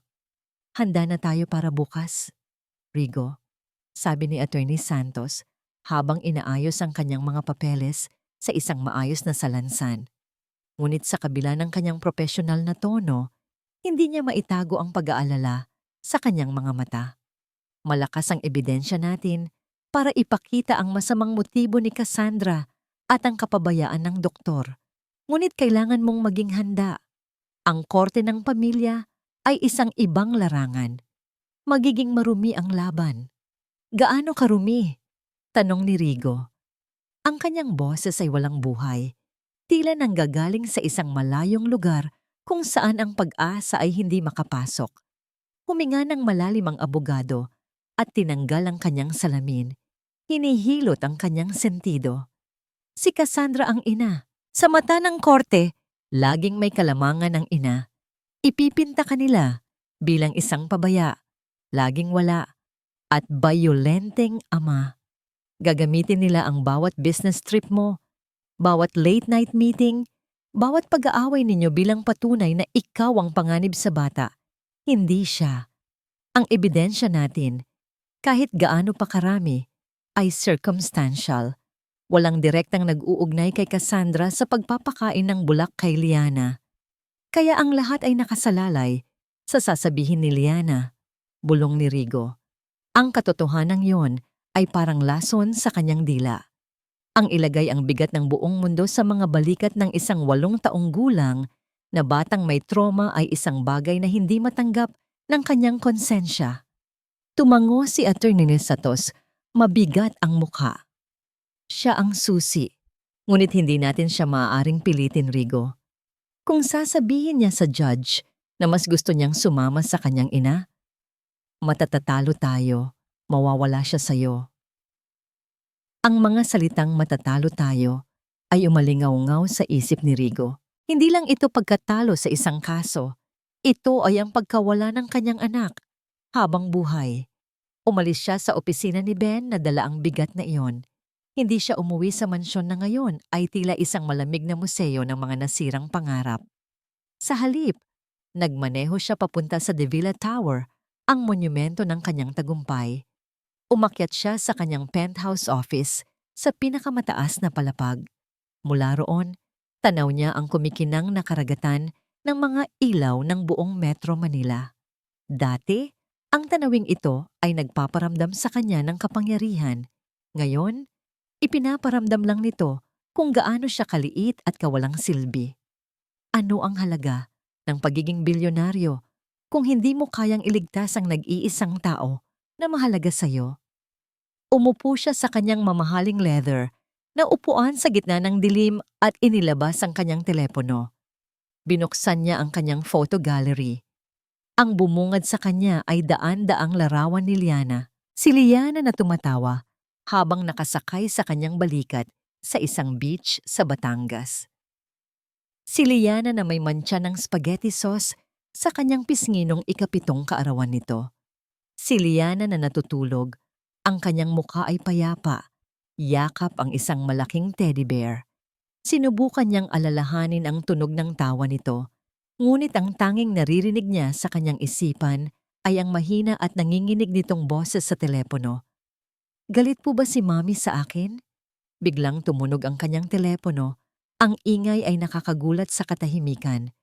Ang pangalan ng prinsipal ng eskwelahan ni Liana ang lumitaw sa screen. Mr. De Villa, good evening. I'm sorry for the late call, sabi ng principal. Ang boses ay formal at maingat. I just wanted to inform you that Miss Cassandra Madrigal was here this afternoon. She officially pulled out Liana's school records and processed her transfer. Napatigil sa paghinga si Rigo. Ang lamig ay gumapang sa kanyang likod. Transfer? Saan? Hindi po niya sinabi, sir. Ang sabi niya lang po ay for family reasons. Nakasaad po sa papeles na siya ang may sole authority dahil po sa temporary court order na ipinakita niya. Ibinaba ni Rigo ang tawag. Ang kanyang kamay ay nanginginig sa galit at takot. Plano na ni Cassandra ang lahat. Plano na niyang ilayo si Liana. Itago ito sa isang lugar na hindi niya malalaman. Kapag nanalo ito bukas, mawawala na si Liana na parang bula. Hindi na niya ito makikita. Ito na yon. Ito ang pakiramdam ng pagiging nasa dulo ng bangin. Ang pakiramdam ng pagkatalo. All is lost. Ngunit sa gitna ng kadiliman, isang manipis na sinag ng liwanag ang dumating. Isang text message mula kay Atty. Santos. Rigo, I pulled some strings. The judge granted you one final supervised visit before the hearing. 15 minutes. Sa ospital. Isang social worker ang kasama. Be there in an hour. This is your only chance. Ang puso ni Rigo ay tumalon. Isang pagkakataon, isang huling pagkakataon upang makita ang kanyang anak bago ang posibleng katapusan. Dumating siya sa ospital na tila isang bilanggo na binigyan ng huling hiling. Sa loob ng puting kwarto ni Liana, isang babaeng social worker na may malungkot na mga mata ang nakaupo sa isang sulok, may hawak na notebook, tahimik na nagmamasid. Ang kanyang presensya ay isang paalala na bawat kilos, Bawat salita ni Rigo ay binabantayan at huhusgahan. Si Liana ay nakaupo sa kanyang kama, mas payat kaysa sa huling nakita niya. Ang dating sigla sa mga mata nito ay wala na, napalitan ng isang blangkong pagtingin. Nakatitig sa kawalan, yakap-yakap niya ng mahigpit ang manikang si Maria. Umupo si Rigo sa gilid ng kama, maingat na huwag gumawa ng anumang biglaang kilos. Hindi niya alam kung ano ang sasabihin. Ang lahat ng mga salitang inihanda ng kanyang abogado, ang mga tanong, ang estratehiya, ay biglang naglaho. Ang tanging nakikita niya ay ang kanyang nasasaktang anak. "Hi, baby?" Bulong niya. Ang kanyang boses ay garalgal at halos hindi lumabas. Tumingin sa kanya si Liana. Walang ngiti, walang reaksyon. Tumingin lang ito. Ang mga mata ay malalim at walang emosyon, na parang bintana sa isang bahay na walang laman. "I miss you so much," sabi ni Rigo, habang maingat na iniaabot ang kanyang kamay at hinahaplos ang kamay nito. Malamig ito at walang buhay na parang kamay ng isang manika. Hindi ito gumalaw para bawiin ito, pero hindi rin ito tumugon sa kanyang haplos. Hindi pa rin ito nagsasalita. Naninikip ang dibdib ni Rigo. Oras na para subukan. Ngunit habang tinititigan niya ang takot na nakatago sa ilalim ng blangkong ekspresyon ng kanyang anak, biglang nagbago ang kanyang prioridad. Hindi na mahalaga ang kaso, hindi na mahalaga kung manalo siya o matalo. Ang mahalaga ay maramdaman ng anak niya na hindi siya nag-iisa. "Anak, tingnan mo si Daddy," sabi niya. Ang kanyang boses ay naging mas malumanay, basag sa emosyon. "Alam kong natatakot ka at kasalanan ko yon. I'm so sorry, baby. I'm sorry kung laging wala si Daddy. I'm sorry kung hindi kita naprotektahan." Isang luha ang pumatak mula sa mata ni Liana. Dumaloy sa kanyang payat na pisngi. Ito ang unang totoong reaksyon na nakuha niya mula rito. "Pero nandito na ako ngayon." Pagpapatuloy ni Rigo, ang kanyang sariling mga mata ay nagsisimula na ring mamasa. "At kahit anong mangyari bukas, kahit ano pa ang sabihin mo sa judge, hinding-hindi magbabago ang pagmamahal ko sa'yo. Okay? You are my everything. Tandaan mo yan, walang makakapagpabago nun." Ang social worker ay marahang tumikhim at tumingin sa kanyang relo. "Mr. De Villa, tapos na po ang oras. Kailangan na po nating umalis." Ang mga salitang yon ay parang isang hatol ng kamatayan. 15 minuto. Napakabilis. Tumayo si Rigo, ang puso ay mabigat sa pakiramdam ng kabiguan. Nabigo siyang protektahan ng anak niya noon. At ngayon, nabigo siyang maabot ito. Yumuko siya at marahang hinalikan ang noo ni Liana. "I love you, my princess," bulong niya. Tumalikod na siya para umalis. Bawat hakbang ay parang may nakakadenang 1,000 librang bakal sa kanyang mga paa. Natalo na siya. Wala siyang nakuha. Wala siyang magagawa. Ngunit bago pa siya makarating sa pinto, naramdaman niya ang isang napakahinang paghila sa laylayan ng kanyang damit. Napahinto siya. Dahan-dahan siyang lumingon. Si Liana. Ang kanyang maliliit na daliri ay nakakapit sa kanyang pantalon. Ang kanyang mga mata, na ngayon ay puno ng luha at takot, ay nakatitig sa kanya. Tila may isang matinding labanan na nangyayari sa loob ng munting bata. Tumingin ito sa social worker, pagkatapos ay kay Rigo. Lumuhod si Rigo sa harap niya. "Anak, may sasabihin ka ba?" Ang bibig ni Liana ay bahagyang bumukas.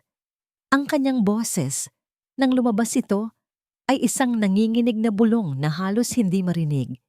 Isang bulong ng isang bata na sabay na humihingi ng tulong at tawad. "Daddy, sorry po." Humikbi ang bata, habang yakap ng mahigpit ang manikang si Maria. "Nagugutom na po kasi ako."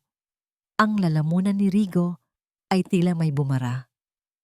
"Yes, baby? Alam ko. Magpapagaling ka at kakain tayo ng marami." Umiling si Liana. Ang mga luha ay tuloy-tuloy sa pagpatak. Mas inilapit niya ang mukha sa tainga ng kanyang ama at sa isang tinig na punong-puno ng takot at pag-asa, binitawan niya ang isang sikretong bumabagabag sa kanya. "Daddy," bulong niya, halos hindi marinig sa sobrang hina. "Nasa tiyan po ni Maria ang pagkain ko." Kumunot ang noo ni Rigo. Nalilito. Tiningnan niya ang anak. Pagkatapos ay ang manikang yakap-yakap nito. "Ano? Sa tiyan ni Maria?" Bago pa siya makapagtanong ulit o makahingi ng linaw, naramdaman niya ang kamay ng social worker sa kanyang balikat. Ang hawak nito ay mahigpit at pinal. "Mr. De Villa, tama na po yan," sabi ng babae. Ang boses ay wala ng puwang para sa pakiusap. "Kailangan na nating lumabas. Baka mapagalitan pa ako ng korte." Napilitang tumayo si Rigo. Tiningnan niya si Liana sa huling pagkakataon. Ang bata ay nakayuko na ulit, nakatalikod sa kanya, at yakap ng mahigpit ang manikang si Maria na para bang ito na lang ang natitirang salbabida niya sa gitna ng karagatan. "Babalik ako, anak. Pangako." Pahabol na sabi ni Rigo. Bagamat sa loob-loob niya, hindi niya alam kung matutupad pa niya iyon. Lumabas si Rigo ng kwarto at ang mabigat na pinto ay sumara sa pagitan nila. Ang tunog ng pagsara nito ay parang tunog ng isang kulungan. Naglakad siya sa mahabang pasilyo ng ospital palabas. Ang kanyang isip ay gulong-gulo. Ang imahe ng kanyang payat na anak, ang takot sa mga mata nito, at ang misteryosong huling sinabi nito ay nag-uunahan sa kanyang utak. "Nasa tiyan ni Maria ang pagkain ko." Sumakay siya sa elevator pababa. Habang tinititigan ang refleksyon ng kanyang pagod na mukha sa salamin ng elevator, ang mga salitang yun ay paulit-ulit na umiikot. Akala niya noong una ay deliryo lang ito ng isang gutom na bata. Baka nag-iimahinasyon lang si Liana dahil sa gutom. Ngunit naalala niya kung gaano kahigpit ang yakap ni Liana sa manika. Kung paano niya ito protektahan mula sa social worker, mula sa mga nurse, at kahit sa kanya. Naalala niya ang bigat ng tingin ni Liana nang sabihin niya ang pangalang Maria. Pagbukas ng pinto ng elevator sa parking lot, biglang tumigil si Rigo sa paglalakad. Nanlaki ang kanyang mga mata. Ang pagkalito ay napalitan ng isang matinding realisasyon na nagpatindig ng kanyang balahibo. Maria, ang manika. Hindi nag-iimahinasyon si Liana. Sinasabi niya ang totoo. May itinatago siya sa loob ng manika. At kung tama ang hinala ni Rigo, iyon ang ebidensyang kailangan niya o ang susi para maintindihan kung ano talaga ang nangyayari sa loob ng bahay na yon. Kinuha niya ang kanyang susi at mabilis na tumakbo patungo sa kanyang sasakyan. Kailangan niyang makuha ang manikang yon. Ngayon na. Ang biyahe mula sa ospital pabalik sa Forbes Park ay malabo sa isipan ni Rigo. Ang tanging malinaw ay ang mga salitang paulit-ulit na tumatakbo sa kanyang utak na parang sirang plaka. "Nasa tiyan ni Maria ang pagkain ko." Hindi na ito isang simpleng pangungusap mula sa isang bata. Ito ay isang desperadong mensahe, isang kodigo na kailangan niyang maintindihan mag-alas 10 na ng gabi. Ang kalsada sa loob ng eksklusibong subdibisyon ay tahimik at halos walang sasakyan. Huminto si Rigo sa isang madilim na bahagi ng kalsada, ilang kanto mula sa sarili niyang bahay. Hindi siya maaring basta-basta pumasok. May restraining order. Ang paglapit niya sa bahay ay isang paglabag sa utos ng korte. Ngunit hindi na yon mahalaga. Ang mahalaga ay ang manika. Tinawagan niya si Attorney Ben Santos. "Ben, kailangan kong pumasok sa bahay," sabi ni Rigo, walang paligoy-ligoy. "Ano? Rigo, huwag kang gagawa ng kahit anong padalos-dalos. Gagamitin yan ni Cassandra laban sa'yo bukas." Sagot ng abogado, halatang nag-aalala. "May sinabi sa akin si Liana," paliwanag ni Rigo, habang nakatitig sa malayong ilaw ng kanyang mansyon. "Tungkol sa manika niya, si Maria." "Ben, may kutob ako. Isang napakalakas na kutob. Ito na yon." Ikinuwento niya ang eksaktong sinabi ng anak. Natahimik si Atty. Santos sa kabilang linya. Pagkatapos ng ilang sandali, nagsalita ito ulit. Ang boses ay seryoso na. Okay, makinig ka. May legal na paraan para dyan. Ang restraining order ay para protektahan si Cassandra at Liana, hindi ang mga ari-arian. May karapatan ka pa ring kunin ang mga personal mong gamit, pero kailangan nating gawin ito ng tama. Anong gagawin natin? Tatawag ako sa abogado ni Cassandra. Sasabihin kong kukunin mo ang ilang mahahalagang dokumento mula sa iyong home office para sa pagdinig bukas. Hindi sila maaaring tumanggi dyan, pero may kondisyon. Isang police escort ang kailangan para masigurong wala kang gagawing masama. Pumapayag ka ba? Oo, kahit ano. Mabilis na sagot ni Rigo. Gawin mo na. Makalipas ang isang oras, na tila isang walang hanggan, isang police car ang huminto sa likod ng sasakyan ni Rigo. 2 pulis ang bumaba. Kasunod nito, dumating ang sasakyan ng abogado ni Cassandra. Ang pagpasok sa sarili niyang bahay na may kasamang pulis ay isa sa pinakanakakahiwang karanasan sa buhay ni Rigo. Sa sala, naghihintay si Cassandra. Nakasuot ito ng isang mamahaling silk robe. Ang mukha ay isang perpektong maskara ng pagiging biktima. Anong kailangan mo dito sa ganitong oras, Rodrigo? Tanong niya. Ang boses ay puno ng paghamak. Para guluhin na naman kami? Kukunin ko lang ang mga dokumento ko sa opisina. Sagot ni Rigo. Iniiwasan ang kanyang tingin. Kailangan niyang maging kalmado. Sige, pero sasama ako. Para masigurong wala kang ibang gagawin. Sabi nito, sabay tingin sa mga pulis para humingi ng simpatiya. Umakyat sila sa engrandeng hagdanan. Ang bawat hakbang ay mabigat. Pagdating sa ikalawang palapag, huminto si Rigo. Sandali! Ang mga gamit ni Liana. Kailangan kong kunin ang ilan sa mga damit niya at paboritong laruan para madala sa ospital. Kumunot ang noo ni Cassandra. Ako na ang bahala dyan bukas. Ngayon ko kukunin, matigas na sabi ni Rigo. Sabay tingin sa mga pulis. Karapatan ko yon bilang ama niya. Ang mga personal na gamit ng anak ko. Walang nagawa si Cassandra. Ang pagtanggi sa isang simpleng kahilingan sa harap ng mga pulis ay magmumukha siyang masama. Tumango ito ng pilit. Naglakad si Rigo papunta sa kwarto ni Liana. Ang pinto ay nakabukas. Pagpasok niya, ang lamig ng silid ay tila tumusok sa kanyang balat. Ang kwarto ay napakalinis, masyadong malinis, walang kahit isang laruan na wala sa lugar. Lahat ay nakaayos na parang isang showroom. Ang mga mata ni Rigo ay mabilis na naghahanap. Sa ibabaw ng kama, sa loob ng toy chest, sa mga estante. Wala. Wala si Maria. Isang malamig na takot ang gumapang sa kanyang dibdib. Itinago ba ito ni Cassandra? Alam ba niya? Ano ang hinahanap mo? Tanong ni Cassandra mula sa pintuan. Ang boses ay may bahid ng panunuya. Hindi sumagot si Rigo. Ipinagpatuloy niya ang paghahanap. Binuksan niya ang aparador. Nakasabit doon ang mga maliliit na bestida, nakaayos-ayon sa kulay. Sa ilalim, may isang maliit na baul. Binuksan niya ito at naroon ito. Si Maria, nakahiga sa gitna ng mga lumang damit, ang mga mata nitong salamin ay nakatitig sa kawalan. Kinuha ito ni Rigo. Ang manika ay mas mabigat kaysa sa inaasahan niya. Hindi ito malambot. Mayroong isang bagay na matigas at bukol-bukol sa loob ng katawan nito, sa bahagi ng tiyan. Ayan na. Nakuha mo na ang gusto mo, sabi ni Cassandra. Maaari na ba kayong umalis?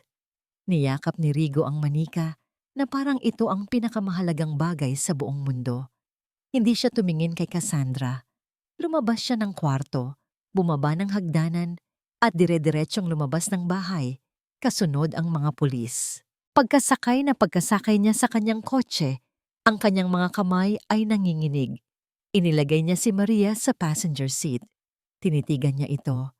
Ang simpleng laruan na ito ang nagtataglay ng lahat ng sikreto. Ito ang tahimik na saksi sa lahat ng paghihirap ng kanyang anak. Hindi na siya naghintay na makarating sa opisina. Mula sa kanyang glove compartment, kinuha niya ang isang maliit na Swiss Army knife. Huminga siya ng malalim. Dahan-dahan, gamit ang maliit na talim, ginupit niya ang tahi sa likod ng bestida ng manika. At pagkatapos, ginupit niya ang tahi ng mismong katawan nito na gawa sa tela. Hindi bulak ang laman nito. Ang bumungad sa kanya ay isang koleksyon ng mga maliliit na bagay na maingat na binalot sa aluminum foil at tissue paper. Isa-isa niya itong kinuha. Isang piraso ng Oreo cookie, medyo durog na. Isang maliit na piraso ng tuyong tinapay. 2 piraso ng strawberry-flavored na candy. Isang maliit na hiwa ng keso na medyo tumigas na. At marami pang ibang maliliit na piraso ng pagkain. Ito ang kayamanan ni Liana. Ang kanyang sikretong baul ng mga ninakaw na sandali ng normal na pagkabata. Ang bawat piraso ay isang testimonya ng kanyang pagkagutom, isang simbolo ng kanyang munting pagsuway laban sa kalupitan ng kanyang ina. Nakatitig si Rigo sa mga piraso ng pagkain na nakakalat sa kanyang palad. At sa unang pagkakataon, mula nang magsimula ang lahat ng ito, ang makapangyarihang si Rodrigo de Villa ay napahagulhol na parang isang bata sa loob ng kanyang madilim na kotse. Hindi na ito tungkol sa panalo o pagkatalo sa korte. Ito ay tungkol sa katarungan. At ngayon, hawak na niya ang ebidensya. Hindi lang ebidensya para sa korte, kundi ang ebidensya ng isang nasirang pagkabata. Ang ebidensya ng tunay na krimen ni Cassandra. Ang courtroom ay malamig at tahimik, isang lugar kung saan ang mga buhay ay binabago ng mga salita at interpretasyon ng batas. Sa isang panig ay nakaupo si Cassandra Madrigal. Ang kanyang postura ay perpekto. Ang kanyang mukha ay isang pinaghalong kalungkutan at dignidad. Suot niya ay isang simpleng puting bestida na nagpapalabas ng kanyang inosente at kaawa-awang imahe. Sa tabi niya, ang kanyang abogado, isang matalas at mayabang na lalaki na kilala sa pagiging agresibo sa korte. Sa kabilang panig, nakaupo si Rigo de Villa. Kung si Cassandra ay isang imahe ng kalmadong pagiging biktima, si Rigo naman ay isang larawan ng kontroladong galit. Ang kanyang mga ugat sa leeg ay bahagyang nakaumbok at ang kanyang mga kamao ay nakakuyom sa ilalim ng mesa. Sa tabi niya, si Attorney Ben Santos, kalmado at nakatutok. Ang kanilang mga ebidensya ay nakaayos sa harap niya, kabilang ang isang malaking brown evidence bag. Ang unang bahagi ng paglilitis ay isang perpektong pagtatanghal mula sa panig ni Cassandra. Ang kanyang abogado ay nagpinta ng isang larawan ni Rigo bilang isang makapangyarihan, ngunit pabayang ama, isang lalaking mas inuuna ang kanyang imperyo kaysa sa kanyang pamilya. Ipinakita nila ang mga travel records ni Rigo, ang mga testimonya mula sa mga kasambahay tungkol sa kanyang madalas na pag-aalsa ng boses at ang mismong restraining order bilang patunay ng kanyang bayolenteng disposisyon. Pagkatapos, si Cassandra mismo ang tumayo sa witness stand. Ang kanyang pag-arte ay pang-Academy Award. "Mahal na mahal ko po ang aking anak, Your Honor," sabi niya. Ang kanyang boses ay nanginginig, isang perpektong pagpipigil sa pag-iyak. "Ginawa ko po ang lahat. Ako po ang laging nasa tabi niya. Ngunit, ang aking asawa, si Rigo, ang kanyang presensya ay nagdudulot ng takot at stress sa aming tahanan. Laging galit, laging sumisigaw. Dahil doon, si Liana ay naging pihikan sa pagkain. Nawalan siya ng gana. Sinubukan ko po ang lahat para pakainin siya." Isang perpektong kasinungalingan. At sa bawat salita, nararamdaman ni Rigo na umiinit ang kanyang dugo. Nang sa wakas ay pagkakataon na ng panig ni Rigo, ang buong courtroom ay nakatutok. Unang iprinisenta ni Attorney Santos ang kanilang mga ebidensya. Ang mga bank statement na nagpapakita ng malaking kabayaran kay Dr. Reyes at ang nakaraan ni Cassandra bilang isang beauty queen na tinanggalan ng corona dahil sa pagtaas ng timbang na nagpapatunay ng isang pattern ng obsession. Ang abogado ni Cassandra ay mabilis na tumutol. Objection, Your Honor. Irrelevant. Ang nakaraan ng aking kliyente ay walang kinalaman sa kanyang kakayahan bilang isang ina. Sustained, sabi ng hukom. Ito ang unang dagok, ngunit hindi natinag si Attorney Santos. Your Honor, tumatawag po ako sa witness stand kay Celeste Reyes. Namutla si Dr. Reyes habang naglalakad patungo sa unahan. Sa ilalim ng matalas na pagtatanong ni Attorney Santos, ipinakita ang mga peking medical records at ang mga bank transfer. Paulit-ulit na itinanggi ng doktora ang lahat. Iyon po ay bayad para sa mga lehitimong serbisyo ng pagkonsulta, giit niya. Mga serbisyo tulad ng pagtatakip sa katotohanan na ang isang bata ay unti-unting namamatay sa gutom. Diretsong tanong ni Attorney Santos. Objection! Sigaw ng kabilang abogado. Naging isang circus ang courtroom, ngunit alam ni Rigo na kulang pa rin. Kailangan nila ng isang bagay na hindi maitatanggi. Wala na po kaming ibang testigo, Your Honor, sabi ni Attorney Santos na nagdulot ng isang nangiti ng tagumpay sa mukha ni Cassandra at ng kanyang abogado. Ngunit bago pa man makapagsalita ang hukom, idinugtong ni Attorney Santos. Ngunit mayroon po kaming isang huling ebidensya na nais naming ipakita. Lumapit si Attorney Santos sa mesa at kinuha ang brown evidence bag. Dahan-dahan niya itong binuksan at mula sa loob, inilabas niya ang manikang si Maria. Isang bulungan ang kumalat sa buong courtroom. Maaari po bang ilarawan ng nasasakdal, Gingyong? Cassandra Madrigal, kung ano ito? Tanong ni Attorney Santos. Tumingin si Cassandra sa manika. Ang kanyang mukha ay nagpapakita ng pagkalito. Iyan po ay laruan ng anak ko. Ang manika niyang si Maria. Tama po, sabi ni Attorney Santos. Lumapit siya sa witness stand at ipinakita ang siwang sa likod ng manika. Your Honor, sa pahintulot ng korte, nais po naming ipakita kung ano ang nasa loob ng tiyan ni Maria.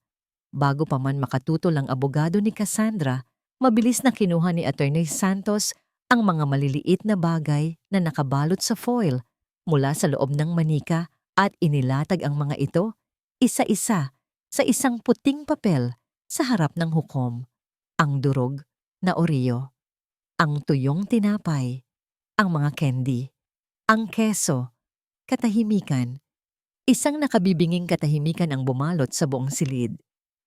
Gang Madrigal, tanong ni Atty.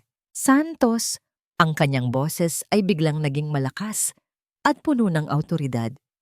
Kung ang inyong anak ay simpleng pihikan lang sa pagkain, bakit po niya kailangang itago ang mga mumunting piraso ng pagkain sa loob ng kanyang manika na parang isang bilanggo? Sa unang pagkakataon, ang perpektong maskara ni Cassandra ay nagkaroon ng lamat. Ang kanyang mga mata ay nanlaki. Ang kanyang bibig ay bahagyang bumukas, walang salitang lumabas. Ang kanyang pagkalito ay napalitan ng isang emosyon na hindi pa nakikita ni Rigo sa kanya dati. Purong gulat. Tumingin siya kay Rigo, ang kanyang mga mata ay nagtatanong. Hindi niya ito alam. Hindi niya alam ang tungkol sa sikreto ng manika. At sa sandaling iyon, alam ni Rigo na ang lahat ng pag-arte nito ay gumuho na. Ang hukom, isang babaeng may matapang na mukha, ay tinitigan ang mga piraso ng pagkain pagkatapos ay tumingin kay Cassandra. Ang kanyang mga mata ay nanlilisik sa galit. Ang hukumang ito ay magkakaroon ng isang maikling recess. Anunsyo niya, ang kanyang boses ay matigas. Pagbalik natin, nais kong marinig ang testimonya ng bata. Sa aking silid, ngayon na. Habang dinadala ng mga alguasil si Cassandra pabalik sa kanyang upuan, ang kanyang mukha ay hindi na mukha ng isang martir. Ito ay mukha ng isang taong nahuli. Napatingin siya sa sahig, hindi makatingin kahit kanino. Ang lahat ngayon ay nakasalalay sa isang 8 taong gulang na bata. Ang lahat ay nakasalalay sa kung ano ang sasabihin ni Liana kapag siya na ang kaharap ng katarungan. Ang silid ay hindi nakakatakot tulad ng iniisip ni Liana. Walang maraming tao, isang malaking mesa lang na gawa sa maitim na kahoy at isang babae na may buhok na kulay abo na nakaupo sa likod nito. Ang babae ay nakasuot ng itim na damit pero ang kanyang mga mata ay hindi galit. Malungkot ang mga ito. Sa tabi niya ay ang social worker na nakita na niya dati at isang doktor na hindi niya kilala. "Hello, Liana," sabi ng babae sa likod ng mesa. Ang kanyang boses ay malumanay, parang boses ng isang lola. "Ako si Judge Reyes. Huwag kang matakot, okay? Mag-uusap lang tayo." Tumango si Liana habang mahigpit na niyayakap si Maria. Dinala nila ang manika mula sa courtroom pero binalik na sa loob ang mga pagkain. Pakiramdam niya ay hubad si Maria kung wala ang mga iyon. "Liana, alam kong nahihirapan ka ngayon." Pagpapatuloy ng hukom, "Pero kailangan kong malaman ang totoo. Gusto naming lahat na tulungan ka. Pwede mo bang sabihin sa akin kung ano ang nangyayari sa bahay ninyo?" Hindi sumagot si Liana. Ang kanyang mga mata ay nakatutok sa kanyang mga paa. Narinig niya ang bulong ni Mommy sa kanyang isipan, malinaw at malamig. "Sabihin mong gusto mong sumama kay Mommy. Kung hindi, ilalayo ka ng daddy mo. Hindi na natin makikita ang isa't isa." Ang takot na iwanan si Mommy ay mas mabigat kaysa sa kahit anong sakit. "Liana?" Tanong ulit ng hukom, mas malumanay pa. "Tungkol sa pagkain, bakit mo kailangang itago ang mga ito sa loob ng iyong manika?" Yumuko si Liana, lalong humigpit ang yakap kay Maria. Ayaw niyang magsalita. Kapag nagsalita siya, may masasaktan. Kapag nagsalita siya, baka magalit si Mommy. Mas mabuti ng manahimik. Nakita ng hukom ang takot sa bata. Lumingon ito sa social worker. "Mayroon ba tayong maipapakita sa kanya?" Tumango ang social worker. Kinuha nito ang isang tablet at ipinakita kay Liana. Sa screen, may isang larawan. Isang larawan ng kanyang daddy. Nakuha kanina lang sa labas ng courtroom. Nakaupo ito sa isang bench mag-isa. Ang kanyang mga balikat ay nakayuko at ang kanyang mukha ay nakasubsob sa kanyang mga palad. Mukha siyang pagod. Mukha siyang talunan. Mukha siyang malungkot.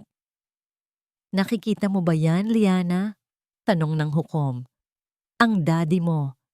Naghihintay siya sa'yo. Nag-aalala siya para sa'yo." Pagkatapos, may ipinakitang isa pang larawan. Ito ay isang larawan ng mga piraso ng pagkain na kinuha mula sa loob ni Maria na maayos na nakahanay sa isang puting papel. "At ito," sabi ng hukom, "ito ang sinasabi mong pagkain mo.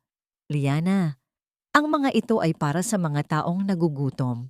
At ang isang batang tulad mo ay hindi dapat nagugutom, hindi dapat natatakot.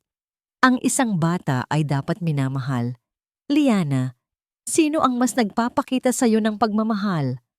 Ang tanong na yon.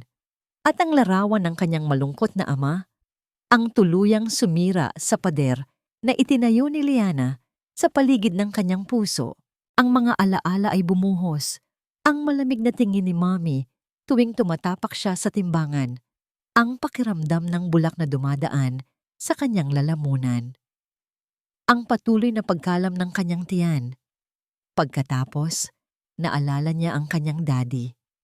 Ang paraan nito ng paggulo sa kanyang buhok. Ang tunog ng malakas nitong tawa. Ang init ng mga yakap nito. Ang huling sinabi nito sa kanya sa ospital. "Kahit anong mangyari, hinding-hindi magbabago ang pagmamahal ko sa iyo." Ang mga luha ay nagsimulang mamuo sa kanyang mga mata. Tumingin siya sa hukom at sa unang pagkakataon, nagsalita siya. Ang kanyang boses ay isang bulong, nanginginig, ngunit malinaw. Si Mommy po," simula niya. "Pinapakain niya po ako ng bulak para daw po hindi ako tumaba.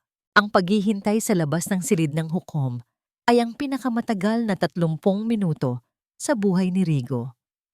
Bawat segundo ay isang pagpapahirap. Bawat yabag sa pasilyo ay nagpapatayo ng kanyang balahibo. Nakaupo siya sa isang bench, ang kanyang ulo ay nasa pagitan ng kanyang mga palad. Sinusubukang pigilan ng libu-libong negatibong naiisip. Paano kung natakot si Liana? Paano kung pinili niya si Cassandra? Paano kung biglang bumukas ang pinto? Unang lumabas si Attorney Ben Santos, ang kanyang mukha ay seryoso. Sinundan ito ng social worker at ng hukom mismo. Walang ngumingiti.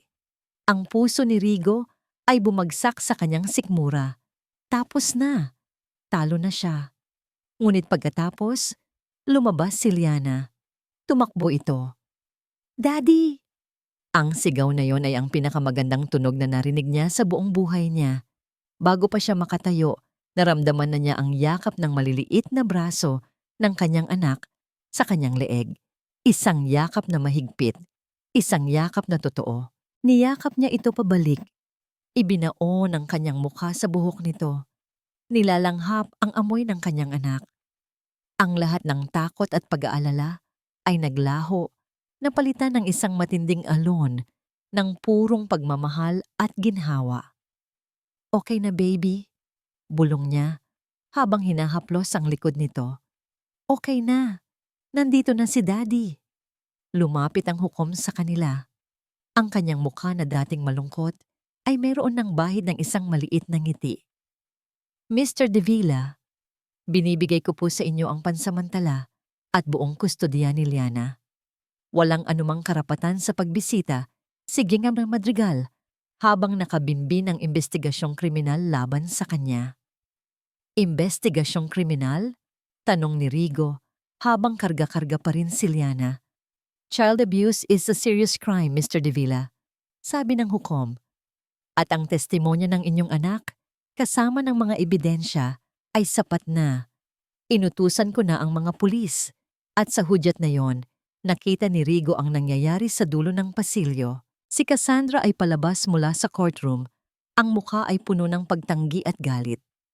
2 pulis ang sumalubong sa kanya. "Cassandra Madrigal, inaaresto ka namin sa salang paglabag sa Republic Act 7610 o ang Special Protection of Children Against Abuse, Exploitation and Discrimination Act," sabi ng isang pulis habang ipinapakita ang warrant. Ang perpektong maskara ni Cassandra ay tuluyang gumuho. "Ano? Hindi niyo maaaring gawin to sa akin. Hindi niyo ako kilala. Ako ang biktima dito." Sigaw niya sa diwa niya, ang kanyang boses ay matinis at puno ng lason. Nagpupumiglas siya habang pinoposasan. Ang kanyang mga mata ay naghahanap at natagpuan nito si Rigo at si Liana. Ang tingin na ibinigay niya ay hindi tingin ng isang ina. Ito ay tingin ng purong pagkamuhi. "Ikaw!" sigaw niya, itinuturo si Rigo. "Sinira mo ang buhay ko. At ikaw," lumingon ito kay Liana. "Pagkatapos ng lahat ng ginawa ko para sa'yo, ito ang igaganti mo sa'kin? Isa kang walang utang na loob na bata." Mabilis na iniharap ni Rigo si Liana sa kanyang dibdib. Tinatakpan ang mga tainga nito para hindi na marinig ang mga huling salita ng ina nito habang kinakaladkad ito palayo. "Shh! Baby, wag mo nang pakinggan," bulong niya. Naramdaman ni Rigo ang pagtango ni Liana sa kanyang balikat. Habang pinapanood niya ang paglalaho ni Cassandra sa dulo ng pasilyo, walang galak na naramdaman si Rigo. Walang pakiramdam ng tagumpay. Ang tanging nararamdaman niya ay isang malalim na kalungkutan para sa lahat ng nasayang. Binuhat niya si Liana at nagsimulang maglakad palayo sa courtroom, palayo sa kaguluhan, patungo sa isang bagong simula. "Daddy?" bulong ni Liana. "Yes, baby? Uwi na po tayo." Ngumiti si Rigo sa unang pagkakataon sa loob ng napakatagal na panahon. Isang tunay at mainit na ngiti. "Oo anak, uuwi na tayo." Ang mga sumunod na linggo ay isang malabong panaginip para kay Rigo. Ang balita tungkol sa pag-aresto kay Cassandra Madrigal ay sumabog na parang isang bomba sa social circles ng Maynila. Ang dating Queen of Ice ay naging monster mom sa mga headline. Ang De Villa Corporation ay nayanig. Ang mga stock ay bumagsak at ang mga kasosyo sa negosyo ay nagsimulang mag-alinlangan. Ngunit sa gitna ng unos, si Rigo ay may isang sentro.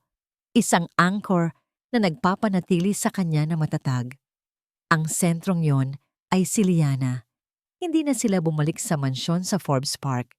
Ang lugar na yon ay nabahiran na ng masasakit na alaala. Pansamantala, tumuloy sila sa isang tahimik na service suite sa isang hotel na pag-aari niya. Isang lugar na neutral. Isang lugar kung saan makakapagsimula sila muli. Ang unang araw ay mahirap. Si Liana ay tahimik, laging nakayakap kay Maria at halos hindi kumakain. Ngunit si Rigo ay nandoon. Hindi na siya ang CEO na laging abala. Siya ay isang ama. Full-time. Okay lang anak, kung ayaw mo pa, sabi niya, habang nakaupo sa tabi nito sa dining table kung saan nakahain ang isang maliit na bowl ng sopas. Subukan lang natin, kahit isang kutsara lang, para kay Daddy. At dahil doon, dahan-dahang ibinuka ni Liana ang kanyang bibig. Ang unang kutsara ay simula. Sinamahan ni Rigo si Liana sa bawat sesyon ng therapy kasama ang isang child psychologist. Doon, sa isang silid na puno ng mga laruan at art materials, unti-unting natutunan ni Liana na ipahayag ang kanyang mga damdamin hindi sa pamamagitan ng salita, kundi sa pamamagitan ng mga guhit. Ang una niyang iginuhit ay isang malaking itim na bilog. Sa mga sumunod na araw, ang bilog ay naging isang bahay na walang pinto at bintana. Pagkatapos, isang babaeng may napakalaking anino. Habang si Liana ay gumuguhit, si Rigo ay nakaupo lang sa isang sulok, tahimik na nagmamasid. Ang puso ay nadudurog sa bawat iginuguhit na simbolo ng sakit ng kanyang anak. Ngunit kasabay nito ay napupuno ng pag-asa sa bawat kulay na idinaragdag nito. Isang araw, tumunog ang telepono ni Rigo. Ang tumatawag ay si Mr. Tan, ang acting CEO ng De Villa Corporation, ang kanyang pinagkakatiwalaang kanang kamay. Rigo, kailangan ka namin dito, sabi ni Mr. Tan. Ang boses ay puno ng pag-aalala. Ang kontrata para sa Azure Coast Project, ang pinakamalaking proyekto natin, ay nanganganib. Gusto ng mga investor na mag-pull out dahil sa iskandalo. Kailangan nilang marinig mula sa'yo. Isang board meeting ang itinakda bukas ng umaga. Ang Azure Coast, ang proyekto ng kanyang buhay, isang multibilyong pisong residential at commercial development na magiging korona ng kanyang imperyo. Dati, handa siyang pumatay para dito. Tumingin si Rigo kay Liana, naabala sa pagdikit ng mga makukulay na star sticker sa isang piraso ng asul na papel. Hindi ko siya maaring iwan, Henry. Rigo, ito na ang lahat ng pinaghirapan natin. Kung hindi mo ito sasalbahin, babagsak ang kumpanya. Pagkatapos ng tawag, nakaramdam si Rigo ng isang pamilyar na paghila.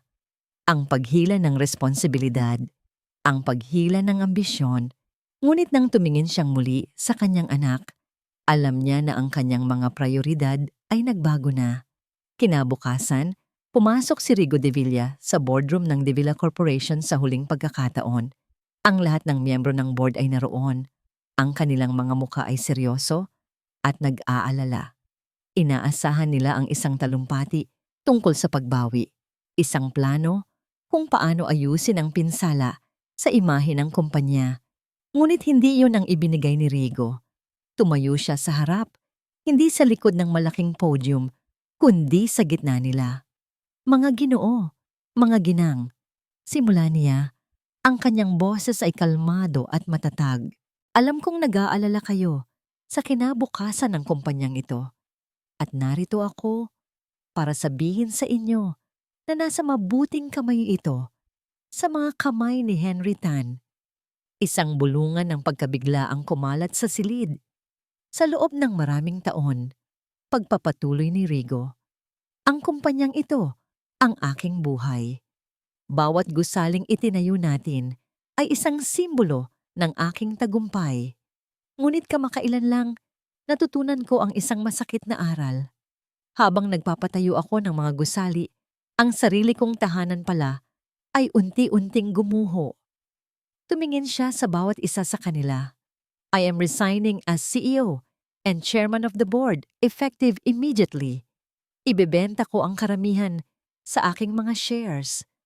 Dahil ang pinakamahalagang proyekto ko ngayon ay hindi gawa sa bakal at semento. Ang pinakamahalagang proyekto ko ngayon ay ang pagbuo muli ng aking anak. Pagkatapos ng kanyang talumpati, umalis si Rigo sa boardroom. Nag-iwan ng isang silid na puno ng mga taong hindi makapaniwala. Habang naglalakad siya sa pasilyo, naramdaman niya ang isang malaking bigat na nawala sa kanyang mga balikat. Hindi ito pakiramdam ng pagkatalo. Ito ay pakiramdam ng pagpapalaya. Bumalik siya sa hotel suite. Naabutan niya si Liana at ang therapist nito na naglalaro sa sahig. Ngumiti si Liana nang makita siya. Isang tunay na ngiti. "Daddy, tapos na po yung meeting mo?" "Oo, anak. Tapos na," sabi ni Rigo, habang lumuluhod para maging kapantay nito. "Lahat ng meetings ko, tapos na." Habang papalubog ang araw, nakaupo silang dalawa sa isang maliit na kusina, malayo sa karangyaan ng kanilang dating buhay. Magkasama nilang hinahalo ang batter para sa pancakes. Si Liliana ang naglalagay ng chocolate chips. Ang hangin ay puno ng amoy ng natutunaw na tsokolate at ng tunog ng tawa ng kanyang anak. Sa isang tabi, nakapatong ang isang leather-bound na notebook. Sa unang pahina, may nakasulat na mga salita na binuo ni Rigo kagabi. Ito ang unang draft ng isang bagong misyon.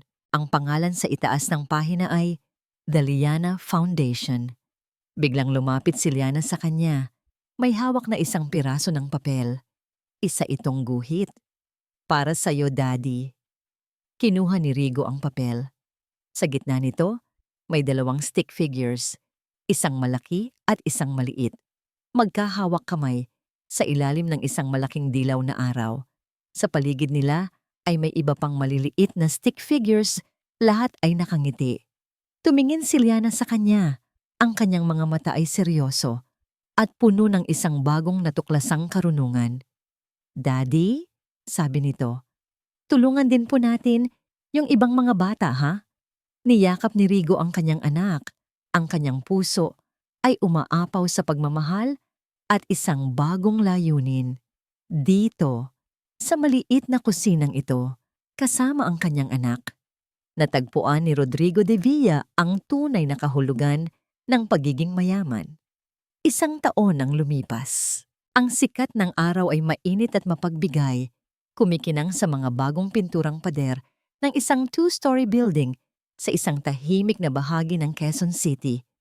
Sa harap, isang malaking arko ang may nakaukit na mga salita sa kahoy.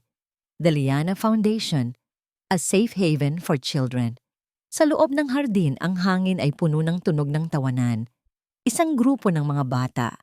Iba't iba ang edad, ang masayang naglalaro. Naghahabulan sa damuhan, naglalaro ng piko sa semento, at nagbabasa ng mga libro sa ilalim ng lilim ng isang malaking puno ng mangga. Sa gitna nila, isang 9 gulang na batang babae na may mahabang itim na buhok ang nakikipaglaro ng jackstone sa 2 mas bata sa kanya. Ang kanyang mukha ay mas bilugan na ngayon, ang kanyang mga pisngi ay may kulay, at ang kanyang mga mata ay kumikinang sa bawat tawa. Ito si Liana. Hindi na siya ang payat at takot na bata sa kama ng ospital. Siya ay isang bata na muling natutong maging bata. Sa di kalayuan, nakatayo si Rodrigo Rigo de Villa. Wala na ang kanyang mga mamahaling suit at sapatos na gawa sa Italy. Ang suot niya ngayon ay isang simpleng polo shirt at maong. Wala na rin ang bakas ng pagiging isang walang awang CEO sa kanyang mukha. Ang mga linya sa paligid ng kanyang mga mata ay mula na ngayon sa pagngiti. hindi sa stress. Magandang umaga, Mr. De Villa. Bati ng isang social worker na dumaan. Rigo na lang, please, sagot niya. Isang mainit na ngiti ang gumuhit sa kanyang mga labi. Ang pagtatayo ng The Liana Foundation ay naging kanyang buong mundo sa nakalipas na taon. Ibinuhos niya hindi lang ang kanyang pera, kundi ang kanyang oras at puso. Ang pundasyon ay naging isang kanlungan para sa mga batang biktima ng pang-aabuso. Isang lugar kung saan sila ay binibigyan ng ligtas na tirahan, edukasyon, at higit sa lahat, psychological support para maghilom. Isang media crew mula sa isang lokal na TV station ang naroon para sa isang feature story. Lumapit ang isang reporter kay Rigo. Mr. De Villa, 1 taon na ang nakalipas mula sa insidente. Maingat na sabi ng reporter. Ang inyong kwento ay nagbigay inspirasyon sa marami. Mula sa pagiging isang business tycoon, ngayon ay isa na kayong advocate. Ano po ang nag-udyok sa inyo na talikuran ng lahat? Tumingin si Rigo sa kanyang anak, na ngayon ay tinuturuan ng isang maliit na batang lalaki kung paano itapon ang bola ng jackstone. Hindi ko tinalikuran ng lahat, sagot ni Rigo. Ang kanyang boses ay puno ng katiyakan. Sa katunayan, ngayon ko lang natagpuan ang lahat.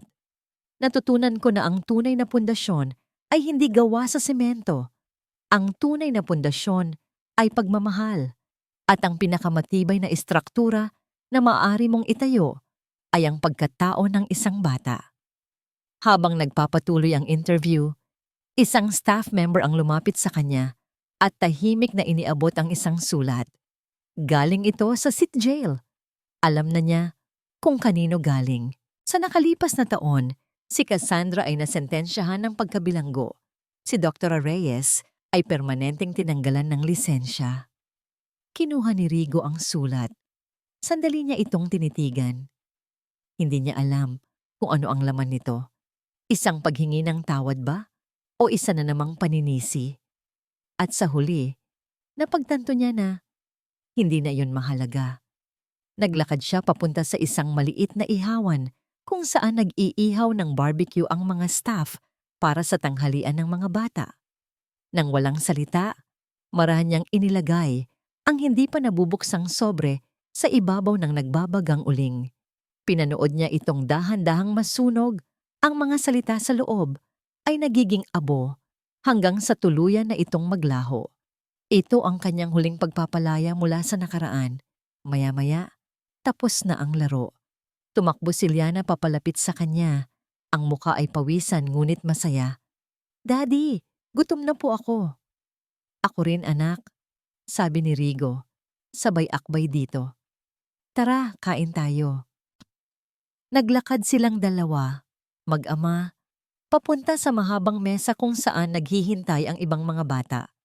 Habang paupo na sila, may nakita si Liana sa may dalampasigan, tanaw mula sa kanilang kinatatayuan. Isang pamilya ang nagtatayo ng isang sandcastle. Daddy, pagkatapos po nating kumain, pwede po tayong magtayo ng sandcastle? Tanong niya. Ngumiti si Rigo. Oo naman anak, magtatayo tayo ng pinakamalaki at pinakamatibay na kastilyo sa buong mundo.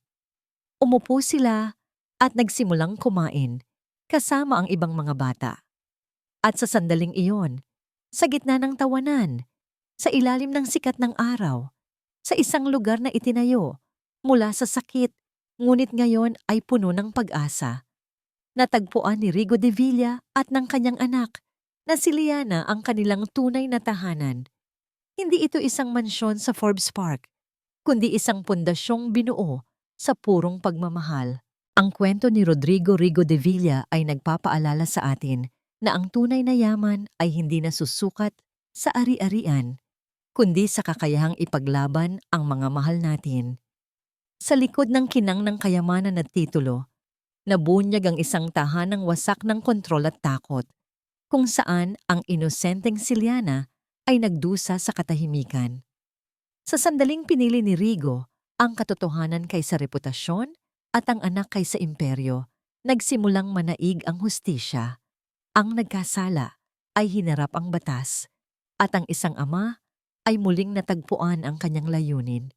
Higit sa parusa, ang wakas ay naghandog ng pag-asa.